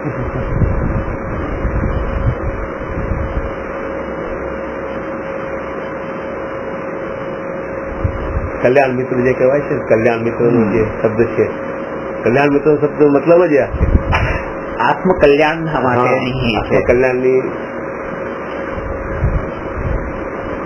એટલે કે તમે આ ચર્ચા પણ છે ને તમે જ્ઞાનીઓ સાથે કરીને નિર્ણય કરો, પછી કે વ્હાઇટ ને પણ તમે આની સાથે ડિસ્કશનમાં પણ નહીં પડો તમે, કારણ કે પછી વધારે તમે કે કરશો તો એ ઉલટો કશાય વધવાનું અંતે છે ને ખરેખર પોતાનું જ કાર્ય સાધી લેવા જેવું છે. એ તો છે જ. આ તો ઠીક બધાના માટે એવા ભાવ આવે છે, પણ એવા ભાવ જેમ કે જ્ઞાનીઓને પણ એવા ભાવ વગર રહેતા નથી. ખબર છે કે જેનું જે થવાનું છે કોઈ વિકલ્પ ઉઠ્યો ને વિકલ્પ, કારણ કે એ વિકલ્પ નહીં આવે તો પછી પાપના વિકલ્પો આવશે, બીજા અશુભમાં પડશે. એટલે અશુભ થી બચવા માટે આ તો સારું વિકલ્પ સારો જ છે, આમાં કઈ નુકસાન જેવું નથી. ઠીક છે, પેલાનું હોનાર જેવું થવું થાય, આપણે તો એ વખતે આપણું રિપીટેશન થાય ને. હું તો એ સમજુ કે કોઈની ચર્ચા કરી તો આપણું રિપીટેશન થાય, આપણે જે સમજ્યા છે. એક વસ્તુ મેં જાણી કે આમાં કોઈને ફોર્સ કરવા જેવું નથી. ફોર્સ નથી તો ફોર્સ કરવાની નથી કે અંતરમાંથી જે આટલા વર્ષોની માન્યતાઓ પડી હોય ને જેને હજી હોનહાર આવી લખાયેલી હોય અને તમે કરશો તો તત્વો પ્રત્યે અરુચિ ધર્મનું અપમાન થઈ જાય. ત્યારે એ પોતાને નથી સમજાતું, એના કારણે થઈને એમ સમજી લે કે ના તો આ ધર્મ જ ખોટો.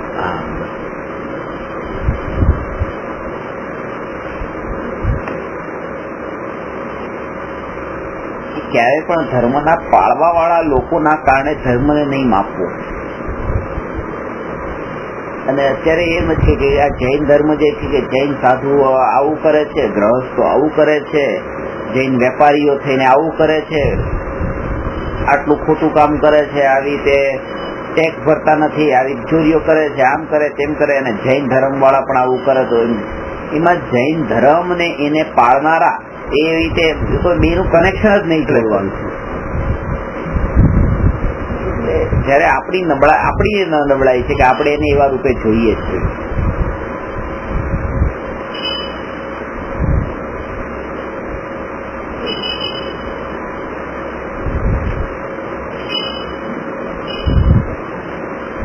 દેશનાનું નામ થિયોરી છે,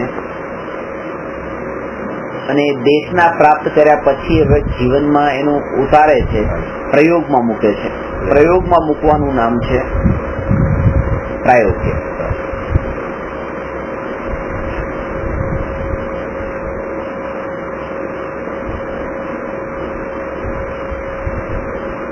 વસ્તુ સ્વરૂપની સાચી સમજણ ન થઈ હોય એના વગર જે પાળવામાં આવતો જે બાહ્ય આચાર છે એનું નામ પ્રાયોગ્ય નથી, એનું નામ પ્રેક્ટિકલ નથી.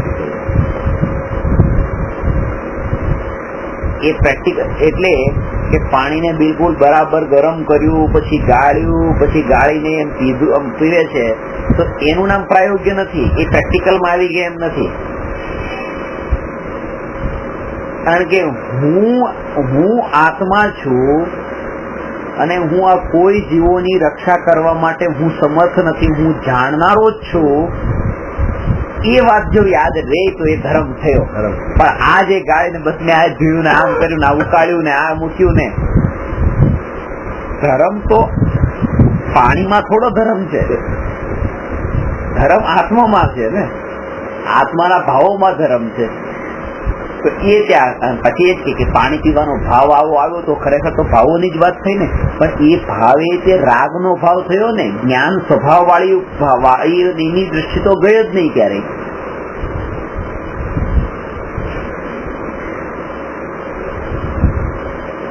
પછી એમ કહીએ કે ના આવા ભાવ પણ પેલા એવા હોય, સદાચારના ભાવ હોય, ગાળીને પાણી પીવાના ભાવ હોય, બરાબર છે, પણ એના પછી આત્માનો પણ વિચાર એને કરવો જોઈએ. જયારે આટલું કીધું તો એને ગમ્યું કે હા બરાબર, હવે તમે બરાબર વાત કરી. કારણ કે જ્યાં એની જે ક્રિયાઓ ચાલતી હતી એને થોડીક પણ આપણે કીધી તો એમ કે હા લાગ્યું બસ હવે આ વાત બરાબર કરી. એટલે અમારી વાતને તો પૂરેપૂરો નિષેધ નથી કરી દેતા ને એમ. એટલે અંતે પણ ઊંડે ઊંડે પણ ધર્મના ક્ષેત્રમાં પણ પોતાના કશાયો, માન કશાયો, પોતાની કેટલું પૂછાય.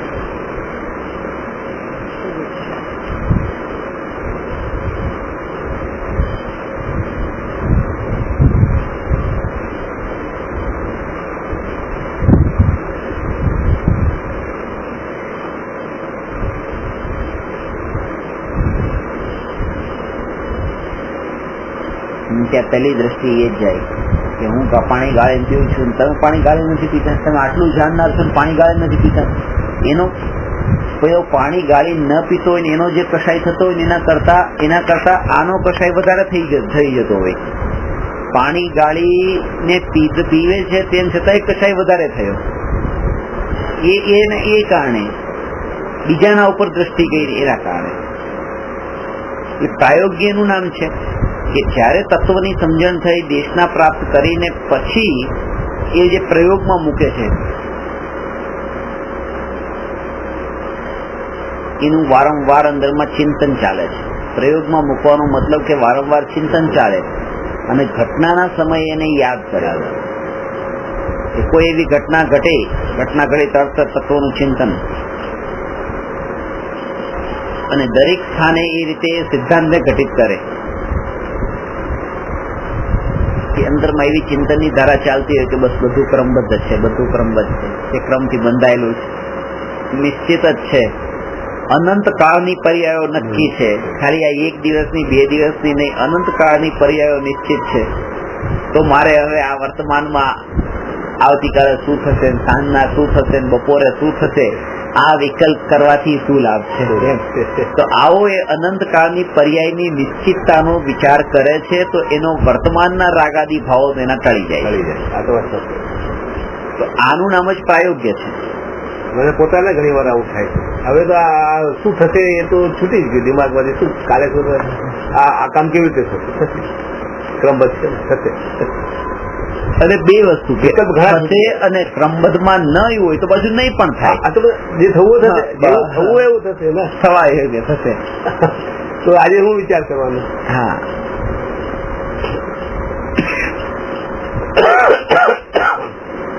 હવે કેટલા રાગદ્વેષ કરી જાય. એ ઘટના હજી ઘટી નથી, હજી આવી નથી. એના પેલા તો દુઃખ લઈ લીધું, દુઃખ લઈ લીધું. આવું થશે, કોઈ આમ કીધું, આમ કરો, કોઈ આમ કીધું, કોઈ કે આમ કરો. જેવું થવું, જે વખતે એનો જેવું હોનાર હશે એવું થશે. આપણે શું કરવા ચિંતા કરે, ટેન્શન નહીં. ડોક્ટર ના રિપોર્ટ કરાવવાનું કીધું ને, રિપોર્ટ હજી આવ્યા નથી. આવા રિપોર્ટ આવશે તો શું થશે? 4 દિવસનો જે ગાળો મારે બેન એવું છે, એને શાળા બહુ એવું થઈ ગયું, તમને કોઈ ડોક્ટરે કીધું કે સાહેબ શક્યતા એવું છે કે કેન્સર. એ રાત તો એમની એવી બીતી છે ને, ભયાનક હશે. એ લોકો મારા જીજાજી ને બાને બેન ને મારી મધર માટે મને તો આવું કઈ થયું નહીં. થવું થશે એ બધું રડવા માંડે ને એમ કરવા માંડે. તમને કઈ થતું જ નથી એટલે શું થાય? હવે જે જીવનું જેવું હોનાર હશે એવું થવાનું છે. આની જગ્યાએ હું પણ હોઉં તો મારે પણ આવું જ છે. શું કરવાનું? હું શું કરીશ આજી માટે? હું શું, તમે પણ રડીને શું કર્યું? આટલું ધ્યાન નહોતું ધ્યાન કર્યું, બીજું એનાથી વધારે શું કરી શકીએ આપણે? રિપોર્ટમાં હજી છે, પછી રિપોર્ટ આવી કે ભાઈ કશું નથી. નરડા લોકો કાઢી આ બધા અમને ગરમ બાંધ્યા ખરેખર. એટલે બસ મારી પાછું ઠીક નથી થયું, બીજા ડોક્ટર બતાવ્યો, એ બીજો ડોક્ટર ના હજી પાછી રિપોર્ટ કરાવવી પડશે, પાછું ટેન્શન. હવે કેવી રીતે મેં કહ્યું આ બધું ચાલશે? આ તો ચાલવાનું જ છે, ઘટનાક્રમ છે, જે થવું થશે.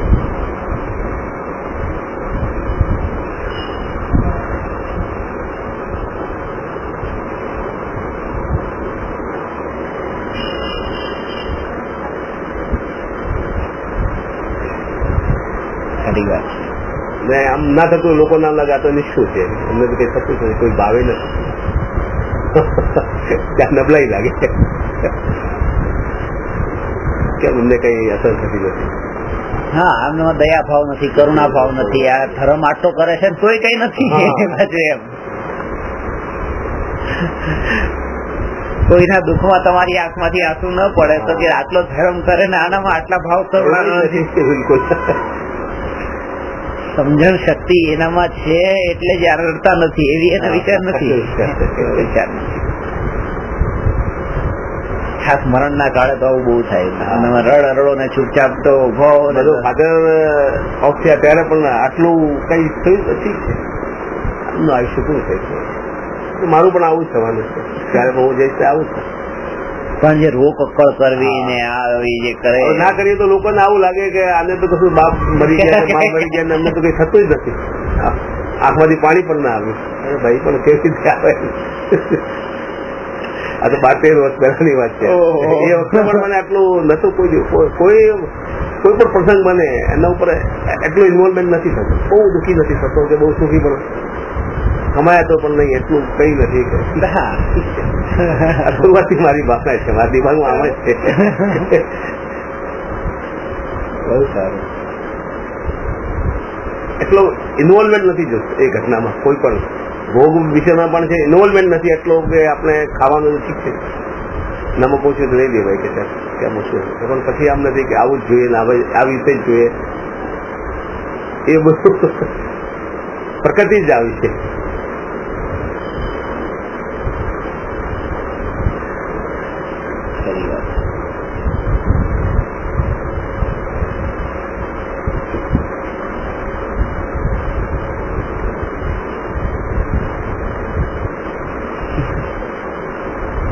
એ જ કઈક ભવિષ્યની પર્યાય નિર્મળ થવાની હોય તો આવા પ્રકારના સંસ્કાર વણાઈ ગયા હોય, સંસ્કાર વણાઈ ગયા હોય એટલે એકદમ ઈઝી લાગે છે ને. અત્યારે કોઈ એટલું થતું નથી, એટલે બોજ નથી લાગતું,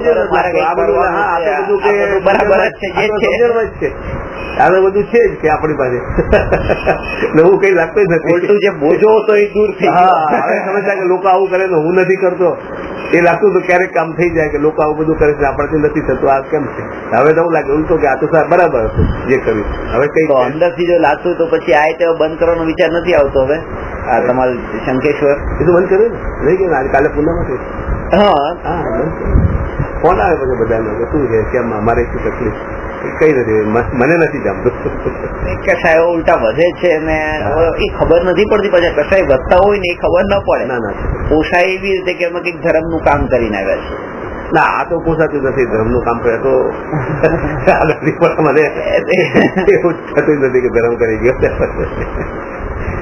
યાત્રા કરીને આવ્યા ઠીક છે, હવે ગયા બધા સાથે જઈએ, ટોળામાં જઈએ છીએ તો જઈએ છીએ. કેમ ત્યાં એવું છે જ નથી, વાતાવરણ જ નથી, તો ક્યાં જ ધર્મની વાત આવે? સમજણમાં પણ કેવી રીતે આવે? અને ધર્મ માનતા જ નથી તો ધર્મ કેવી રીતે આવે? હું તો પર્ટિક્યુલર નથી માનતો કે આ ધર્મ કર્યું છે કે ત્યાં કેમ ત્યાં એવી પરિણતિ પણ નથી ઉત્પન્ન થતી આપણી, કેવી રીતે થઈ શકે? પરિણતિ તો ઉત્પન્ન થવી જોઈએ ને કે એવી સ્થાન પર જઈએ તો આપણે અંદરથી કઈ ઉલ્લાસ આવવો જોઈએ ને. બધા કે પૂજા કરવામાં ખૂબ બહુ આનંદ આવે ને, તો પેલા પૂજા ના થયો પછી પૂજા ચાલુ, પણ આનંદ આવે જ નથી, મનતો નથી આવે. બધા હવે ઉપરથી કે છે કે અંદરથી ભગવાન જાણે. પડાપડી થોડીક થતી હશે, લોકોની ભીડ હોય તો એવી રીતે. હા, એ તો લાઈનમાં લાગીને બધું જોવા જઈએ ને કઈ લોકોને કઈ ભલીવાર નથી. અમે જઈએ લાઈનમાં લાગીને લાઈનમાં ત્યાં પછી પાછા આની આમ લીધી ને આગળથી લીધી પાછળ અહીંયા ઘૂસી ને અહીંયા લીધું, એ બધું કઈ ત્યાં જઈને પણ આવું જ કરવું હોય તો શું મતલબ? પૈસા આપીને થોડા આગળ ના પૈસા નહીં, આમાં જ કોઈ લઈ લીધું આગળથી એ આપી જાય ને નહીં કરી દો પૂજા તો આપણને પાસ આપી દે. હવે આપણે 5,000 નંબર આવે ને ભાઈ 3,000 ની લઈએ કે 2,000 માં લઈએ, આગળથી નહીં, કોઈ નથી લીધી, આનાથી લીધી, આનાથી લીધી, બધું ભેગું કરીને બધું પાછું ત્યાં. બસ એમનો મેન એમ એ છે કે પૂજા કેવી રીતે કરવી, ભગવાનને ટચ કેવી રીતે થવું. બસ પૂજા થઈ એટલે બહુ આમ પુણ્યનું કામ કહેવાય. મને તો આમ લાગે તમે પુણ્ય ઠીક છે ત્યાં પહોંચી ગયા ને તમને સહયોગ મળ્યો તો ઠીક છે, ના મળ્યો તો કઈ વાંધો નહીં, ભગવાનને દર્શન થયા ને ભગવાનને થોડી કલાક બેસીને તમે આરામથી માળા કરો, ધ્યાન કરો, એ જ આવી ગયું. ત્યાં જવાની પણ ક્યાં જવું છે, ભગવાન પાસે વધારે જવાથી શું થવાનું છે કે હાથ અડવાથી શું થવાનું? આટલી પડાપડીને કામ જ હતી. ભગવાન ત્યાં સામે છે, ત્યાં ગભારો છે, બહાર બેસી આરામથી આત્માનું ધ્યાન કરો. સમજો ભાઈ કે કેવા છો તમે, હું કેવો છું.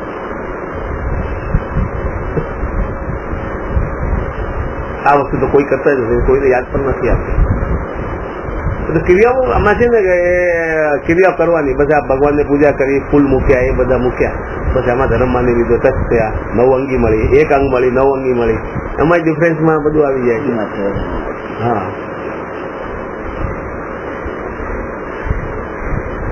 એટલે આપણે જે સમજ્યા છે એમાં તો એક શબ્દ ત્યાં, એક વસ્તુ ત્યાં આવતી નથી ને આપણું પોસાતું નથી. જે રાગ હોય, શુભ રાગ હોય, એ પણ પોસાતો નથી ને, એ તો પોસાવો જોઈએ ને આપણે ત્યાં.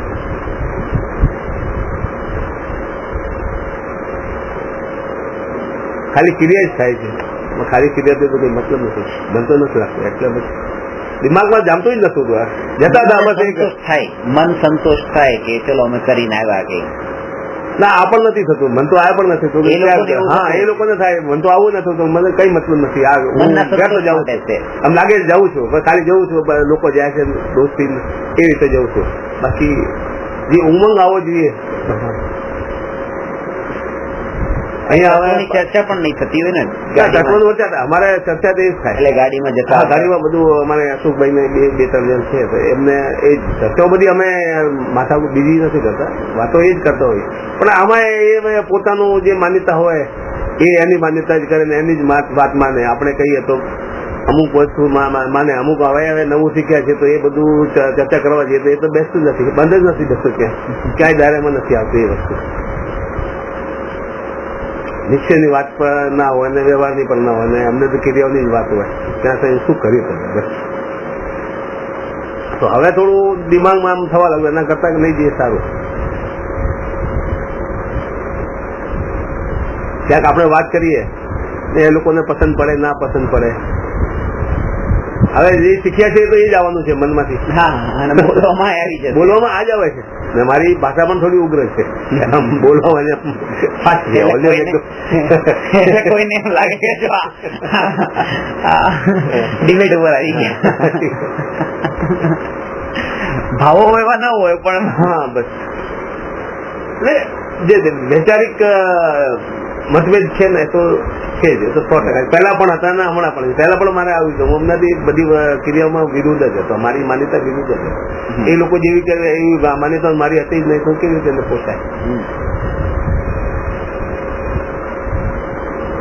ક્રિયામાં મને કોઈ દિવસ લાગ્યું જ નથી આમ આટલું હતું આપું ક્રિયાને.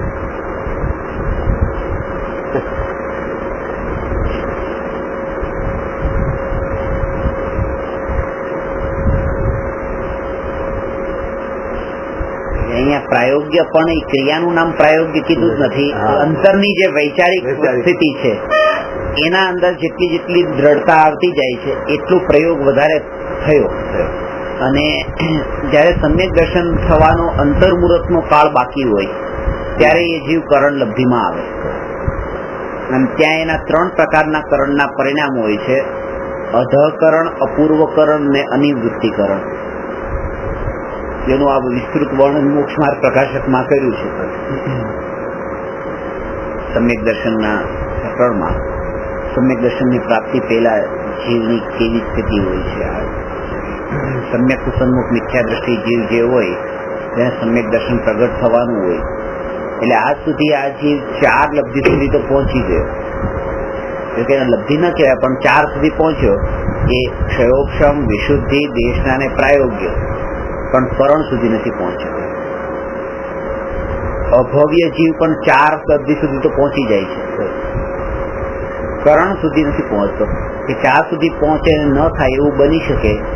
કરણમાં પહોંચ્યો એટલે નિયમથી એને સમ્યક દર્શન થાય ને થાય. એ અહીંયા સ્વરૂપ બતાવ્યું. હવે છે પ્રશ્ન નંબર 209. પ્રતીતિ તથા પરિણતિનું સ્વરૂપ લખો.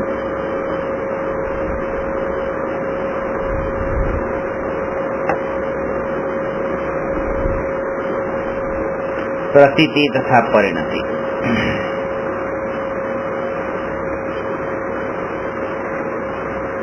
આ બંનેનો ભેદ જાણવો ખૂબ જરૂરી છે. પ્રતીતિ અને પરિણતિ, જે આ ભેદ જાણતા નથી એને જ્ઞાનીનું ચારિત્ર અને જ્ઞાનીની શ્રદ્ધા એ બંને વચ્ચેનો ભેદ ખબર નથી પડતો. શ્રદ્ધા ગુણની પર્યાયને પ્રતીતિ કહે છે અને ચારિત્ર ગુણની પર્યાયને પરિણતિ કહે છે. આ પ્રતીતિ અને પરિણતિ. જાણવું ને પરવશવું, માનવું અને વર્તવું. પ્રતીતિમાં માનવું.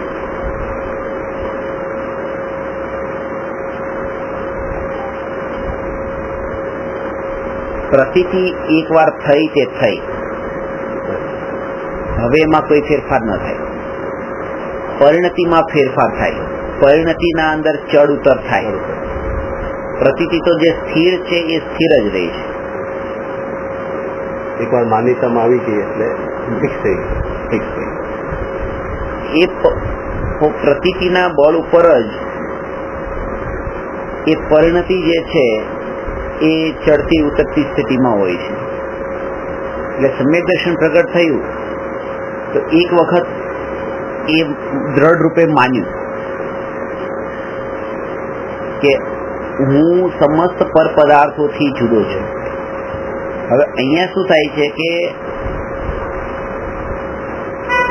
જ્યારે પ્રતીતિ અને પરિણતિ, ચારિત્રની નબળાઈ અને શ્રદ્ધાની નબળાઈમાં એ કોઈને આપણે એ રૂપે જોયા કે પોતે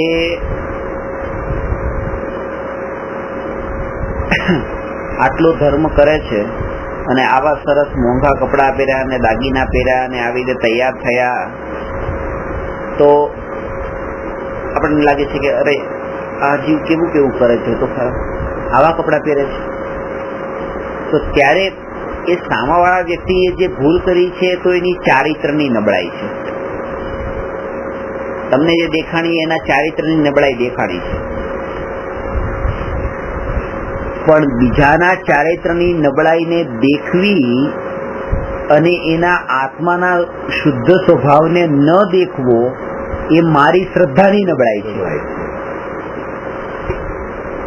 એ મારી શ્રદ્ધાની નબળાઈ છે.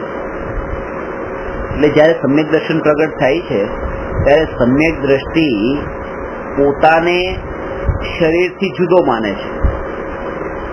સાથે સાથે આ આત્માને એ શરીરથી જુદો માને છે, બીજા આત્માને એના શરીરથી જુદો માને છે, ત્રીજા આત્માને એના શરીરથી જુદો માને છે. એવી રીતે આ લોકમાં જેટલા જીવ છે એ બધા જીવને શરીરથી જુદો માને છે. એનો અર્થ એ થયો કે જે એકને શરીરથી જુદા રૂપે જાણે છે એ આખા જગતને જાણે છે. એટલે પોતાને જાણ્યું એટલે બધા જાણ્યું. એટલે સમ્યક આ વાત બહુ માનવી એટલે જરૂરી છે, કારણ કે સમ્યક દર્શન થયા પછી આ ઘરનું મારું નથી, આ ઘર મારું નથી, પણ પછી તમારું ઘર એ તમારું નથી.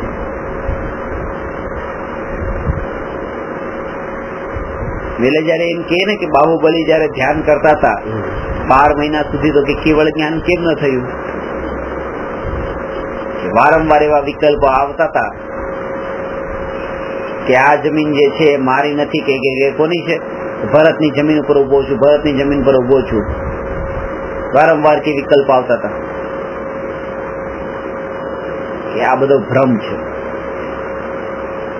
ચોથા ગુણસ્થાન વર્તી સમ્યક દ્રષ્ટિ એમ માને છે કે આ જમીન મારી નથી ને આ જમીન તમારી નથી, જમીન જમીન છે. તો જયારે ચોથા ગુણસ્થાનમાં આમ માનતા હોય તો એ છઠ્ઠા ગુણસ્થાન વાળાને એ ક્યાં ભાવ આવ્યો કે આ જમીન ભરતની છે, ભરતની છે, ભરતની છે? એ તો સાધુ દશા હતી, એ તો એનાથી ઉપરની દશા હતી. સમ્યક દ્રષ્ટિ તમને પહેલા હશે. સમ્યક દ્રષ્ટિ હતા. હા, સમ્યક દ્રષ્ટિ મુનિ હતા, એની પહેલા મુનિ દશા. સમ્યક દ્રષ્ટિ અવસ્થામાં તો બે ઝઘડ્યા હતા. હા, સમ્યક દ્રષ્ટિ બંને સમ્યક દ્રષ્ટિ. એ જ વાત છે કે જ્ઞાની અજ્ઞાની સાથે લડે, જ્ઞાની જ્ઞાની સાથે લડે. આ ઉદય એવા હોય ને.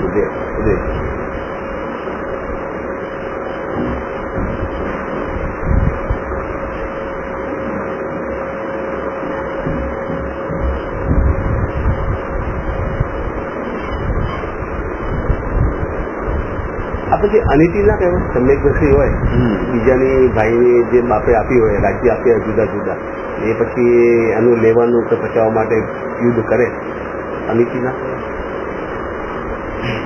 સદાચાર માંથી એ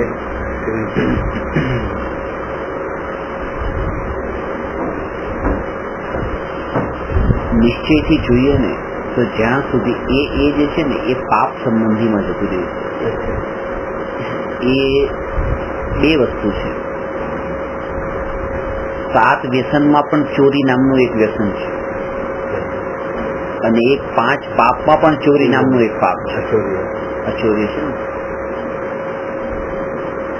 તો એક તો છે કે ચોરી નામનું જે વ્યસન જે છે ને એક એ ભાવ, અને એક આ. તો જ્યાં એ જાગૃતિ વગરનો ભાવ છે ને ત્યાં તો એ ખબર છે, અને આને તો એ ભાન જ નથી. એ ખબર છે કે આ વસ્તુ લેવાનો મને ભાવ આવ્યો છે, પણ આ ભાવના કાળે પણ ખબર છે કે પછી આ મારી નથી થઈ જવાની. એટલા માટે એ ભાવ છે ચોરી નામનું પાપ છે, એ વ્યસન નથી. અને એને પોતાનું બનાવી દેવાનો છું, મારી પાસે પૂરી સંભાવના છે, એ ચોરી નામનું વ્યસન છે. વ્યસન જે કીધું ને, જે સદાચાર કીધું તો વ્યસનમાં આવ્યું ને. વ્યસનના અંદર જે છે ત્યાં એક એવી દ્રઢતા આવી કે ત્યાં પોતાની જાગૃતિ જ નથી, ત્યાં બેહોશીની અવસ્થા છે. વ્યસન એને કીધું છે. ત્યાં બેહોશી નથી, ત્યાં જાગૃતિ હતી. ઉદય હતા એટલે લડે. ખબર છે મારું તો નથી, આ મારું નથી તો પેલું મારું તો ક્યાં છે. ઉદય આવે બંને. હવે આમ જોઈએ તો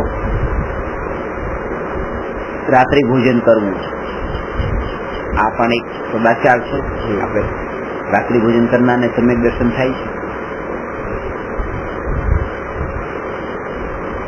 ચોથા ગુણસ્થાન બળતી હોય, બસ સમ્યક દ્રષ્ટિ સિંહ વાઘ હોય તો એ રાત્રે નહીં જમે એવો કઈ નિયમ ક્યાં છે?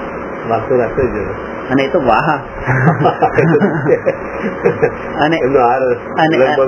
અને ખાસ તો એ છે કે 5મા ગુણસ્થાનમાં જ જયારે પ્રતિમા ધારણ કરે છે ત્યારે રાત્રિ ભોજનના ત્યાગની પ્રતિમા આવે છે. ત્યાંથી આવે છે 5મા ગુણસ્થાનમાં આવે છે. હા, અણુવ્રત આવે છે ત્યારથી આવે છે. હા, ચોથા ગુણસ્થાનમાં તો અવિરત દશા છે. આ ચર્ચા અમારે થઈ ગઈ. મેં કીધું આ તમારથી સાંભળ્યું તો મેં કીધું સમ્યક દર્શન થઈ શકે રાત્રિ ભોજન બધા પડી ગયા માટે. હા, આવું શીખવાડો, આવું શીખવાડો. અરે ભાઈ આવું નથી, આ જે સિદ્ધાંતિક છે અને એનું તમારે કામમાં આવે એવું છે. તમે જેટલું જો આ રાત્રિ ભોજન ઉપર અને પરિણીતિ ઉપર આપશો તો ત્યાં તમને વધારે ફાયદો થશે. અને જો તમને આને એક વસ્તુથી બતાવું કે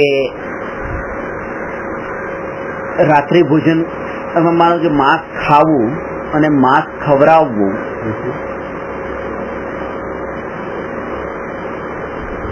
અને માંસ ખવડાવવા અનુમોદના, ક્રોધ કારિત ને અનુમોદનાનું તો આપણા શાસ્ત્રોમાં પાપ સરખું કીધું કે તમે કરો ને કરાવો ને અનુમોદો. હવે કરાવો છો તમે રાત્રિ ભોજન પોતે કરતા નથી, પણ રાત્રિ ભોજન કોઈને કરાવરાવ્યું તો રાત્રિ ભોજન નો દોષ તો લાગશે કે નહીં લાગે? હવે એક સ્ત્રી છે જે સમ્યક દ્રષ્ટિ છે, આત્મજ્ઞાની છે, અને એનું 2 મહિનાનું બાળક છે. રાત્રે 2 વાગે એને ભૂખ લાગી છે તો એને દૂધ પીવરાવ્યું, રડતું હતું, દૂધ પીવરાવ્યું. તો ભોજન તો કરાવ્યું, રાત્રિ ભોજન તો કરવું, કરાવવું ને અનુમોદવું પાપ છે. તો રાત્રિ ભોજન એનું સમ્યક દર્શન છૂટી જશે, દૂધ પીવરાવશે તો સીધી વાત છે કે સમ્યક દર્શનનો અર્થ છે ને એટલો ક્રિયા સાથે જોડી દીધો છે, એના કારણે જ આ સમ્યક દર્શન વાળી દ્રષ્ટિ પકડમાં નથી આવી. એ તો હોય, હજી એને અણુવ્રત નથી, મહાવ્રત અણુવ્રતના નિયમો નથી લીધા. જે આગળના ગુણસ્થાનોમાં છે બધું અહીંયા લઈ લઈને બેસી ગયા. અને જયારે આત્માની વાત કરીએ ત્યારે એમ કે તમે બહુ આગળની વાત હતી એ તમે અત્યારથી કરી દીધી એમ કે અંતનો શરૂઆત થઈ ગઈ, શરૂઆત ઉલટપલટ થઈ ગઈ. તો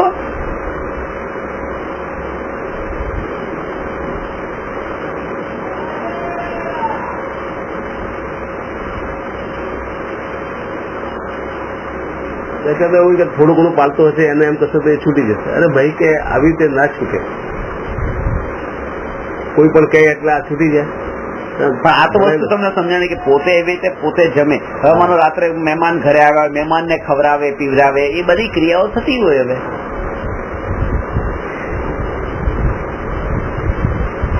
અહીંયા સુધી કે સમ્યક દ્રષ્ટિ છે, ખબર છે કે પોતે રાત્રે પાણી નથી પીતો પણ એના ઘરે મહેમાન આવ્યા છે ને અત્યારે પોતે ઘરના અંદર રહે છે ને તો એને ઘરે પોતે પાણીનો ગ્લાસ પણ આપશે ને ખવડાવશે તે.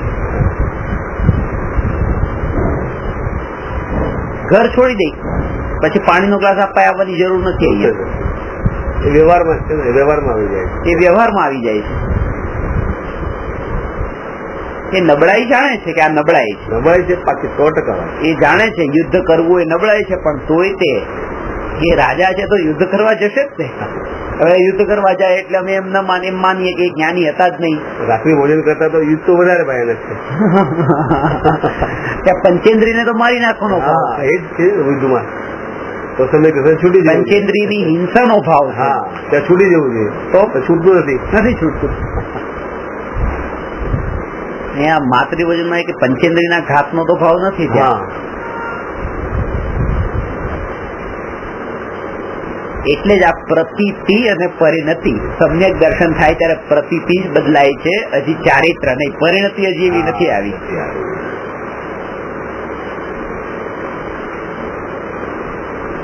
શબ્દનો ફરક ખ્યાલ ના હોય ત્યાં સુધી બધું ઉલટ થઈ જાય, અર્થનો અનર્થ થઈ જાય.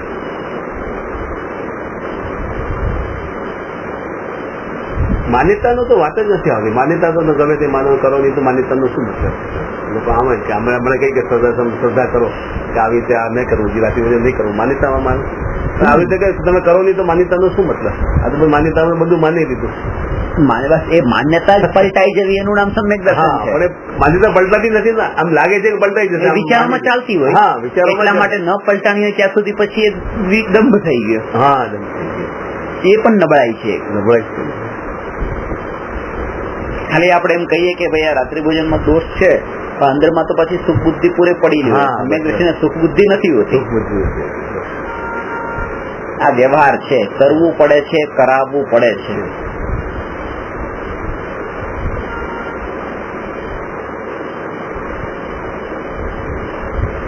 સમ્યક દ્રષ્ટિ ખેતી કરવામાં કેટલું પાપ કીધું? સમ્યક દ્રષ્ટિ ખેતી કરે કે નહીં? એનો વ્યવસાય તો કરે. અરે ખેતી કરે, ખેતી કરાવે. ખેતી રાજા ઋષભદેવે ખેતી કરવાની આ બધી વિદ્યા નથી શીખવાડી? અસી મસી કૃષિને બધું વિદ્યા શીખવાડી. સમ્યક દર્શન નતું જ એમને. સમ્યક દર્શન તો હતું, ચોથું ગુણસ્થાન જન્મથી હતું. શીખવાડી તો ખરી. મહાવ્રત એ વ્રત આગળ હોય પછી એ નિયમ આવે, કારણ કે એમાં તો 30 જીવો મરે છે ખેતી કરતા, તો કેટલાય 30 જીવોનો ઘાત થાય છે. આ વસ્તુ આપણને હિંસા તરફ વાળી નથી દેતી, પણ એ કે તમારાથી આવી હિંસાઓ થતી હોય ને અત્યારે જે નથી છૂટતું, તમે ગભરાઈ નહીં જાઓ. તમે હજુ પણ તમે તમારી માન્યતા પલટીને તમે સમ્યક દર્શન પ્રગટ કરી શકો છો. આ જીવને તેજી આગળ લઈ જવા માટે આ વસ્તુનો ખુલાસો કરવામાં આવે છે. મુશ્કેલ છે તો આ ચારિત્ર તોડાવી દેવાની વાત નથી. તમે રાત્રિ ભોજન નથી કરતા, બહુ સારી વાત છે, નહીં કરો.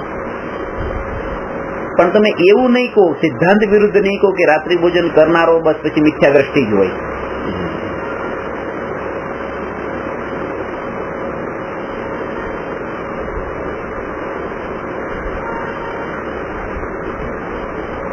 આ વાત નથી કરતી, ગળે ઉતરતી લોકોને માન્યતા વાળી વાત જ પ્રતિથી અને પરિણતિનો ભેદ અમને તો પરિણતિ જ જોઈએ કે તમે ચારિત્ર માન્યતામાં ગમે તે હોય, અંદર સુખ બુદ્ધિ ગમે તે પડી પણ નહીં કરો એટલે સારું.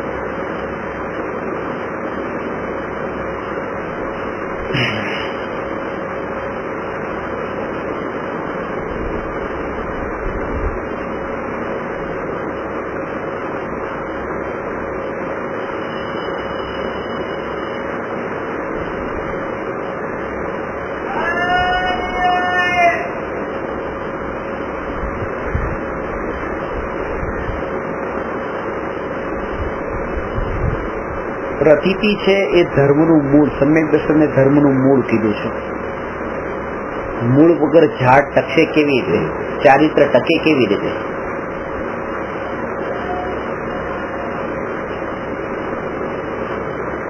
એટલા માટે જ કે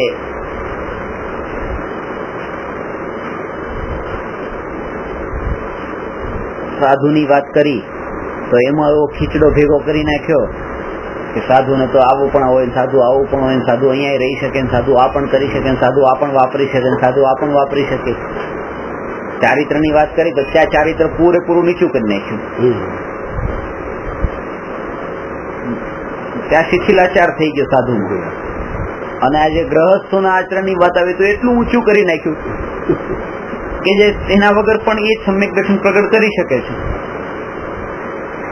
એટલે ભૂમિકા અનુસાર બે માંથી ક્યાંય ન થયું. ત્યાં સાધુ સાધુને યોગ્ય ચારિત્ર ન પાડ્યું ને ગ્રહસ્થ ગ્રહસ્થને યોગ્ય ન પાડ્યું.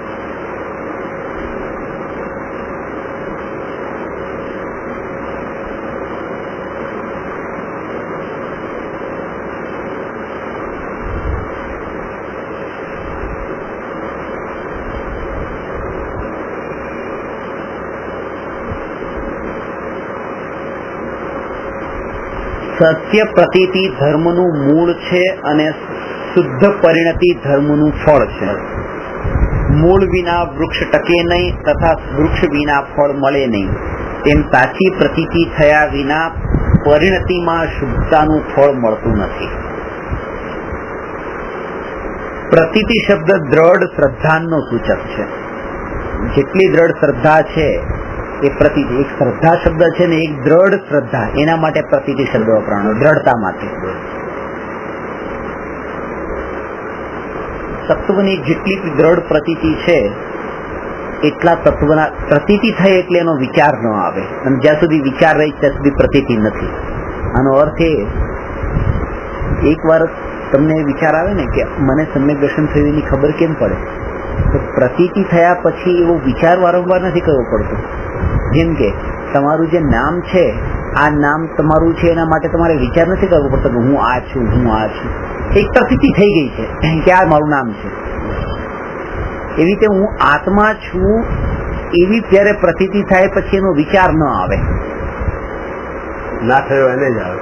હા, તમારે સમ્યક દર્શન થયું છે કે નહીં થયું છે. હા, જેને અતિન્દ્ર આનંદ મેળવી લીધો એને તો સવાલ જ નથી. એટલે જ કાનજી સ્વામી એમ કહેતા કે જેને એવો વિચાર આવે છે કે મને સમ્યક દર્શન થયું છે કે નથી થયું, એ જીવને સમ્યક દર્શન નિયમથી નથી થયું. એટલે ઘણા કે મને ક્યારેક ક્યારેક એમ લાગે કે થઈ ગયું છે કે થઈ ગયું લાગે. ઘણી વાર કહેતા હોય કે આમ થઈ ગયું છે કે નથી થઈ ગયું, કે એમ કે હા એનો મતલબ જ નથી થયું. થઈ ગયું તો એવો વિકલ્પ જ ના આવે.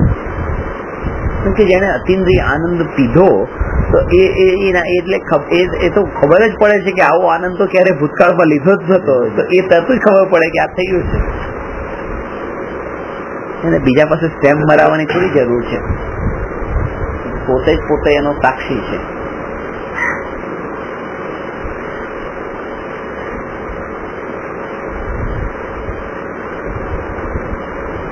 એટલે સાચી પ્રતીતિ થતા પર પદાર્થ સંબંધી રાગ દ્વેષ પણ ટળે છે તથા કાળાંતરે ક્રમે ક્રમે રાગ દ્વેષનો સર્વથા અભાવ થાય છે. વિકલ્પ સંબંધી તારતમ્યતા પરિણતિ સાથે સંબંધિત છે. એટલે જે રાગ દ્વેષના ભાવ ક્યારેક તીવ્ર હોય છે, પછી મનતા તીવ્રતા જે પેલા તો એ આમ હિંસાના ભાવ આવતા હતા, પાપના ભાવ આવતા હતા, પછી પાપના ભાવ છૂટ્યા.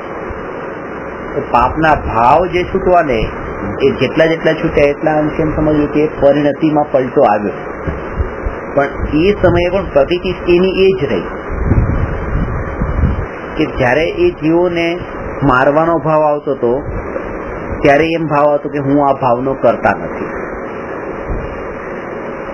આ ઉદય અનુસાર આવે છે અને હું એને જાણું છું. ઉદય છે અને ભાવ આવ્યો છે, મેં એને જાણ્યો છે, આવું માને છે. પછી ભાવ આવતો નથી, ખબર નથી.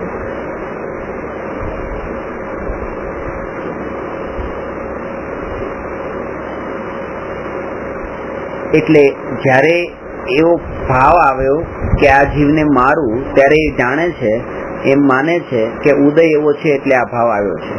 અને જ્યારે પછી આગળના ગુણસ્થાનોમાં ભાવ એવો નથી આવતો તો એમ જાણે છે કે હવે ઉદય પણ એવો નથી કે જેના કારણે આવો ભાવ આવે. એટલે એને પણ જાણે ને માને છે. માન્યતા વાળું પણ ખૂબ બેમાં સરખું છે કે આ ભાવ છે તો એને પણ માન્યો, નથી તો એને પણ માન્યો. માન્યતા બેમાં સેમ છે. એના કારણે થઈને બંને સ્થિતિમાં સમ્યક દર્શન એ રહે છે. પ્રતીતિમાં કોઈ ફેર નથી પડતો. પરિણતિ નિર્મળ થતી ગઈ, પ્રતીતિ એની એ જ રહી.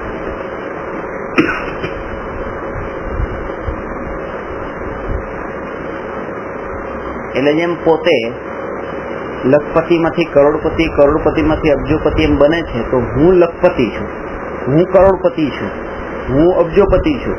તો આમાં લખપતિ એ લાખ, કરોડ ને અબજમાં ફરક પડ્યો છે, પણ આમાં હું પણ જે હતું કે હું લખપતિ ને હું કરોડપતિ ને હું અબજોપતિ ને હું પણ આમાં ફરક નથી પડ્યો. એકત્વ જે છે, એકત્વનો ભાવ એક સરખો છે, ખાલી ત્યાં ચારિત્રના અંદર નિર્મળતા વધતી જાય છે. એ જે પરિણતિની વાત છે. આ વાત આમાં બતાવી છે.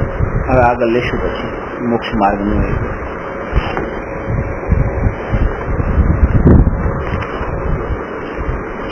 નમો અરહંતાણમ નમો સિદ્ધાણમ નમો આયરિયાણમ નમો ઉવચાયાણમ નમો લોએ સવસા